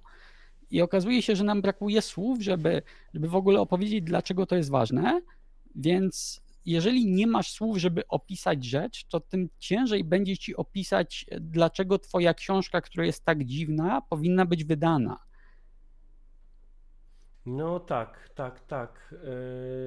Generalnie też wydaje mi się, że nie wiem, czy to jest tylko polskie, ale że jak chcesz powiedzieć komuś, że wzrost ciągły nie jest konieczny i możemy sobie poradzić bez tego, to trochę tak jakbyś negował prawa fizyki, nie? W sensie mamy tak bardzo, bardzo głęboko zakorzenione przekonanie w kulturze. Cała ekonomia współczesna jako nauka się na tym opiera. I też na przykład, jeżeli chcesz być ekonomistą i napisać pracę z degrowthu, to nie sądzę, żeby uniwersytet ci pozwolił, chyba że to jako doktorat taki bardzo egzotyczny. No właśnie, bo ty też wspominałeś poza naszą rozmową teraz, wspominałeś mi kiedyś o próbach robienia doktoratów na UW z solarpunka. No właśnie było kilka prób, gdzie kilka osób i na UW, i na innych uniwersytetach chciało pisać o solarpunku. I to z różnych wydziałów po prostu, czy to językoznawstwo, literaturoznawstwo i tak dalej. I usłyszeli, że to nie jest dobry temat, że to jest za mały ruch, albo że to jest za bardzo polityczne, albo może jednak coś innego. Może napisać o jakimś konkretnym pisarzu, ale uważać na te słowa na te słowa na S, żeby tak nie za bardzo politycznie jednak. Właśnie Avatar DM donosi, że wzrost jest sprzeczny z kapitalistycznym paradygmatem, w którym się wychowujemy, a w Polsce on jest chyba wyjątkowo silny, no nie? No. Także no, dużo osób tak bardzo sobie zinternalizowało, szczególnie, że no, my jesteśmy tym pokoleniem, które wychowało się akurat jak rynek zrobił się wolny i tak bardzo po prostu ta wolna amerykanka nam się wpajała tych lat 90., że to będzie świat, to będzie przyszłość, a nie mieliśmy jednocześnie tych takich subtelniejszych, intelektualnych nurtów. U nas nie czytało się Le Guin, będąc młodzieńcem w latach 90., a jednocześnie wszystko, co społeczne, co prospołeczne, wydaje się nam takie mega komunizm. I wiesz, teraz jest na przykład debata, bo rolnicy sobie protestują, natomiast problemy są takie, że jak sobie spojrzysz na pieniądze wydawane przez rolników z dopłat, to w Polsce masz ogromną ilość rolników, którzy kupują sobie własne ciągniki, własne traktory i mamy jeden z wyższych współczynników ciągników na rolnika w całej Europie. Bo wszyscy na zachodzie, no wszyscy, bardzo dużo krajów na zachodzie ma jakieś spółdzielnie i dzielą się tym sprzętem. Natomiast u nas rolnicy, każdy ma własne, nie można sąsiadowi wierzyć, że pożyczy i nie zepsuje. I u nas w ogóle spółdzielnie, to jest takie PGR-y, a to, że wiesz, w ogóle w Polsce nie masz prawa, żeby założyć taką nowoczesną spółdzielnię jak w Niemczech, we Francji, czy nawet w Kenii, gdzie po prostu świat ma spółdzielnie, a u nas nie możesz po prostu przyjść i założyć firmy, tak jak działalności gospodarczej w kilka osób, gdzie wszyscy są równi, bo my nie mamy aparatu prawnego na to. I w momencie, kiedy wiesz, teraz wszyscy mówią, że teraz będą ciężkie rzeczy, bo będą związki partnerskie, bo będzie aborcja i tak dalej w parlamencie, a ja bym do tego dorzucił jeszcze kooperatywy. Bo to, co działa, te kilka naszych kooperatyw mniejszych, które nie są ani mleczarskie, ani mieszkaniowe, te nasze kooperatywy żywnościowe, to są albo stowarzyszenia, albo jakieś takie prawne nowotwory spółkowo-fundacjowo-stowarzyszeniowe i nie możesz po prostu przyjść i założyć sobie kooperatywy, tak jak gdybyś chciał to zrobić w Katalonii. Wzrost jest sprzeczny z kapitalistycznym paradygmatem, w którym się wychowujemy. Które podobnie jak związki zawodowe zakładam, że muszą użerać się z prawem pisanym przez PRL-owskich urzędników w latach 60. gdzieś tam, no nie? Tak. Tak, i wiesz, ja pytam prawników, a czy są jakieś kooperatywy teraz w prawie? Jakieś, ale co to? No spółdzielnie, no ale mieszkaniowe czy co? W ogóle nie ma takiej wiedzy na studiach prawniczych, że na zachodzie takie struktury istnieją. Że wiesz, jak spojrzysz sobie na PKB krajów, to nie chcę pomylić, ale wydaje mi się, że w Niemczech do 10% ludzi jest zatrudnionych w jakiejś formie kooperatywy. Musiałbym sprawdzić, natomiast wiesz, u nas to jest chyba 1 i 2%, Okay. i to są jakieś same mleczarskie i takie, wiesz, takie jeszcze można funkcjonować prawnymi strukturami PRL-u, ale jako, że tego nie ma w kulturze, to tego nie ma w prawie, a jako, że tego nie ma w prawie, to tego nie ma w kulturze. No tak. No tak. Dobrze, Paweł. Wydaje mi się, że właśnie, miało być optymistycznie i kończymy dumersko o tym, że w Polsce nie da się robić kooperatyw. No ale jak dumersko? To jest kwestia wprowadzenia po prostu odpowiedniego tego. To jest do zrobienia, tylko musimy zacząć o tym mówić. No, chciałbym podzielać ten optymizm. Ja bardzo chcę być optymistą, natomiast widzę dookoła dużo rzeczy, o których nawet mówimy i które są do wprowadzenia, a których się nie wprowadza, no nie? Są takie rzeczy, które wyprowadziły miliony ludzi na ulicę w ciągu ostatnich kilku lat w Polsce i nadal się ich nie robi, no nie? Ja jestem, wiesz, jako solarpunkowiec uważam, że powinniśmy uparcie próbować, nie wypalać się, nie wypruwać sobie żył, ale napierać. W którymś momencie przeciwnikiem będzie ktoś inny i po prostu uda się w jakiś sposób przepchnąć rzeczy, kiedy wiesz, aktualny konflikt polityczny będzie na zupełnie inną stronę. No, okej. Powiedzmy, że brzmi to optymistycznie. Awatar DM donosi, że prawo spółdzielcze z 1982 roku istnieje, tylko że istnieje cicho. No tak, no to jest to, o czym wspomniałeś, że się o tym nie mówi, więc nie istnieje w kulturze, Tak, etc. i z tego co wiem, to jest właśnie to prawo, które niestety jest, tak jak spółdzielnie mieszkaniowe, bardzo mocno ustrukturyzowane jeszcze z czasów PRL-u, także nie pasuje do mnóstwa sytuacji, które chciałbyś zrobić dzisiaj. Bo na przykład ja nie mogę założyć sobie tak po prostu spółdzielni programistycznej. Mhm. W sensie to prawo nie pasuje do tego, żebym ja mógł założyć spółdzielnię programistyczną i z innymi programistami się rozliczać na równi. No tak. No to znaczy nie możesz w Polsce. Nie mogę w Polsce. No ale Dobrze. nie ciągnę. Poproszę o coś optymistycznego na koniec, Paweł. Takiego optymistycznego, żebym nie mógł tego podważyć. No dobrze, optymistycznie. Mamy teraz drugi sezon tych naszych Solarpunk promptów po angielsku i bardzo bym chciał w tym roku, albo kiedy tylko się uda, zrobić całą tą serię po polsku i może właśnie zacząć jakąś dużą współpracę, żeby to nie było tylko wrzucam sobie na bloga czy na jakiś na jakąś małą platformę podcastową, żebyśmy mieli jakąś szerszą dyskusję, żebyśmy właśnie zrobili z tego całą sieć, czy dla młodzieży do pisania, czy jakieś konkursy, czy antologię bazującą na tym, dlatego że mamy dużo niesamowicie ciekawych rzeczy i ja też się spotykałem z pisarzami, którzy piszą ambitne rzeczy i im więcej będziemy rozmawiać o tym i im bardziej temat będzie poruszany, tym większe mamy szanse, że coś w końcu wyjdzie i że zrobimy coś, co naprawdę będzie dużego i naprawdę będzie ciekawego, czym będziemy w stanie pójść dalej. Okej. Dziękuję Ci za tę dawkę optymizmu na koniec naszej rozmowy. Dziękuję Ci bardzo za udział i za opowiedzenie o tej ciekawej, a nadal mało szeroko znanej koncepcji, jaką jest Solarpunk. Później będę Cię jeszcze prosił o linki do tak zwanej czytelni. Ja sobie je wrzucę później w opis filmu i też przypomnę o tym w social mediach. Jeszcze raz Ci dziękuję, jeszcze dobrego dnia i udanego weekendu. Wielkie dzięki nawzajem.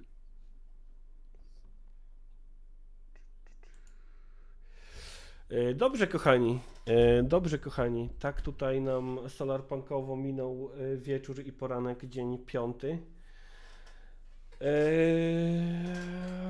Kurczę, oddam się teraz refleksji na temat Solarpunka. Chciałbym powiedzieć wam jeszcze coś mądrego na koniec, ale chyba nie mam już wam do powiedzenia nic mądrego na koniec. Poza tym,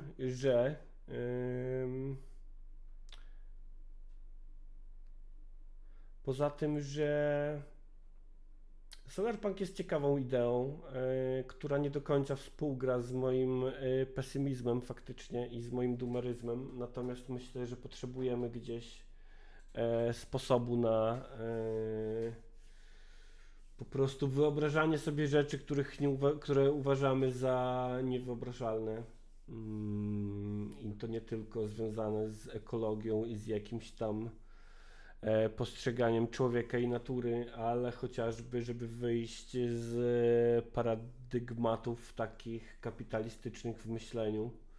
I chyba Solarpunk, nawet jeśli ktoś uzna go za zbyt optymistyczny, to jest jakimś takim wytrychem, który pozwala, ewentualnie może pozwolić nam poza te kapitalistyczne paradygmaty wyjść i chociażby przestać czekać na białego, bogatego Zbawiciela, który przyjdzie i naprawi nam świat. Więc myślę, że chociażby dlatego warto gdzieś Solarpunkiem się zainteresować w tym kontekście. Pawłowi, który widzę, że jest z nami na czacie, jeszcze raz dziękuję za udział. Do Was mam taką sprawę, żebyście kopsnęli potem po obejrzeniu komentarz w komentarzach o treści odżywalność. To będzie komentarz na dzisiaj. Pamiętajcie, że możecie wspierać opiniotwórczy, egalitarny program o charakterze opiniotwórczo-egalitarnym zarówno poprzez YouTube'a, jak i na platformach patronite.pl/gilotyna, jak i na platformie patreon.com/gilotyna. I na pewno czeka Was jeszcze w przyszłym tygodniu więcej mojego dumeryzmu, ale też więcej gości, którzy będą ten dumeryzm przełamywać, mam nadzieję. Albo i nie, kto wie. Może tak, może srak. Odżywalność przez jakie H? Otwarte. I czy mam coś jeszcze Wam mądrego do powiedzenia? Czy mam coś jeszcze Wam mądrego do powiedzenia? Chyba nie. Szantę bym zaśpiewał? Nie, też już nie dzisiaj. Dobrego weekendu, kochani. Wam też dziękuję za obecność. Dziękuję Wam za czatowańsko. Dziękuję Wam za komentarze. I do zobaczenia we przyszłym tygodniu.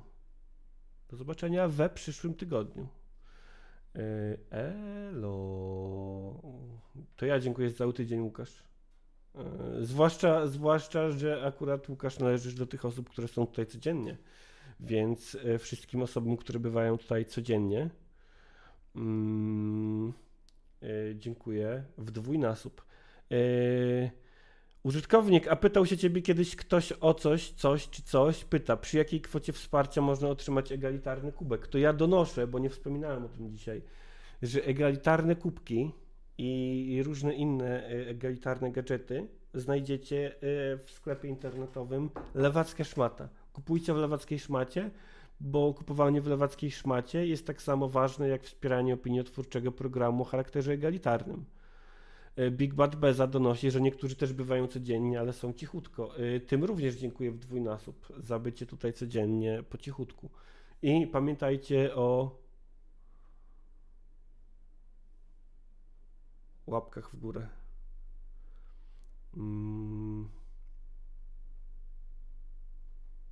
Tymon, ja nie mogę być codziennie, bo ogarniam siebie i rozwożę dzieci do placówek, ale i tak doceniam obecność. Łukasz, jaki komentarz? Odżywalność.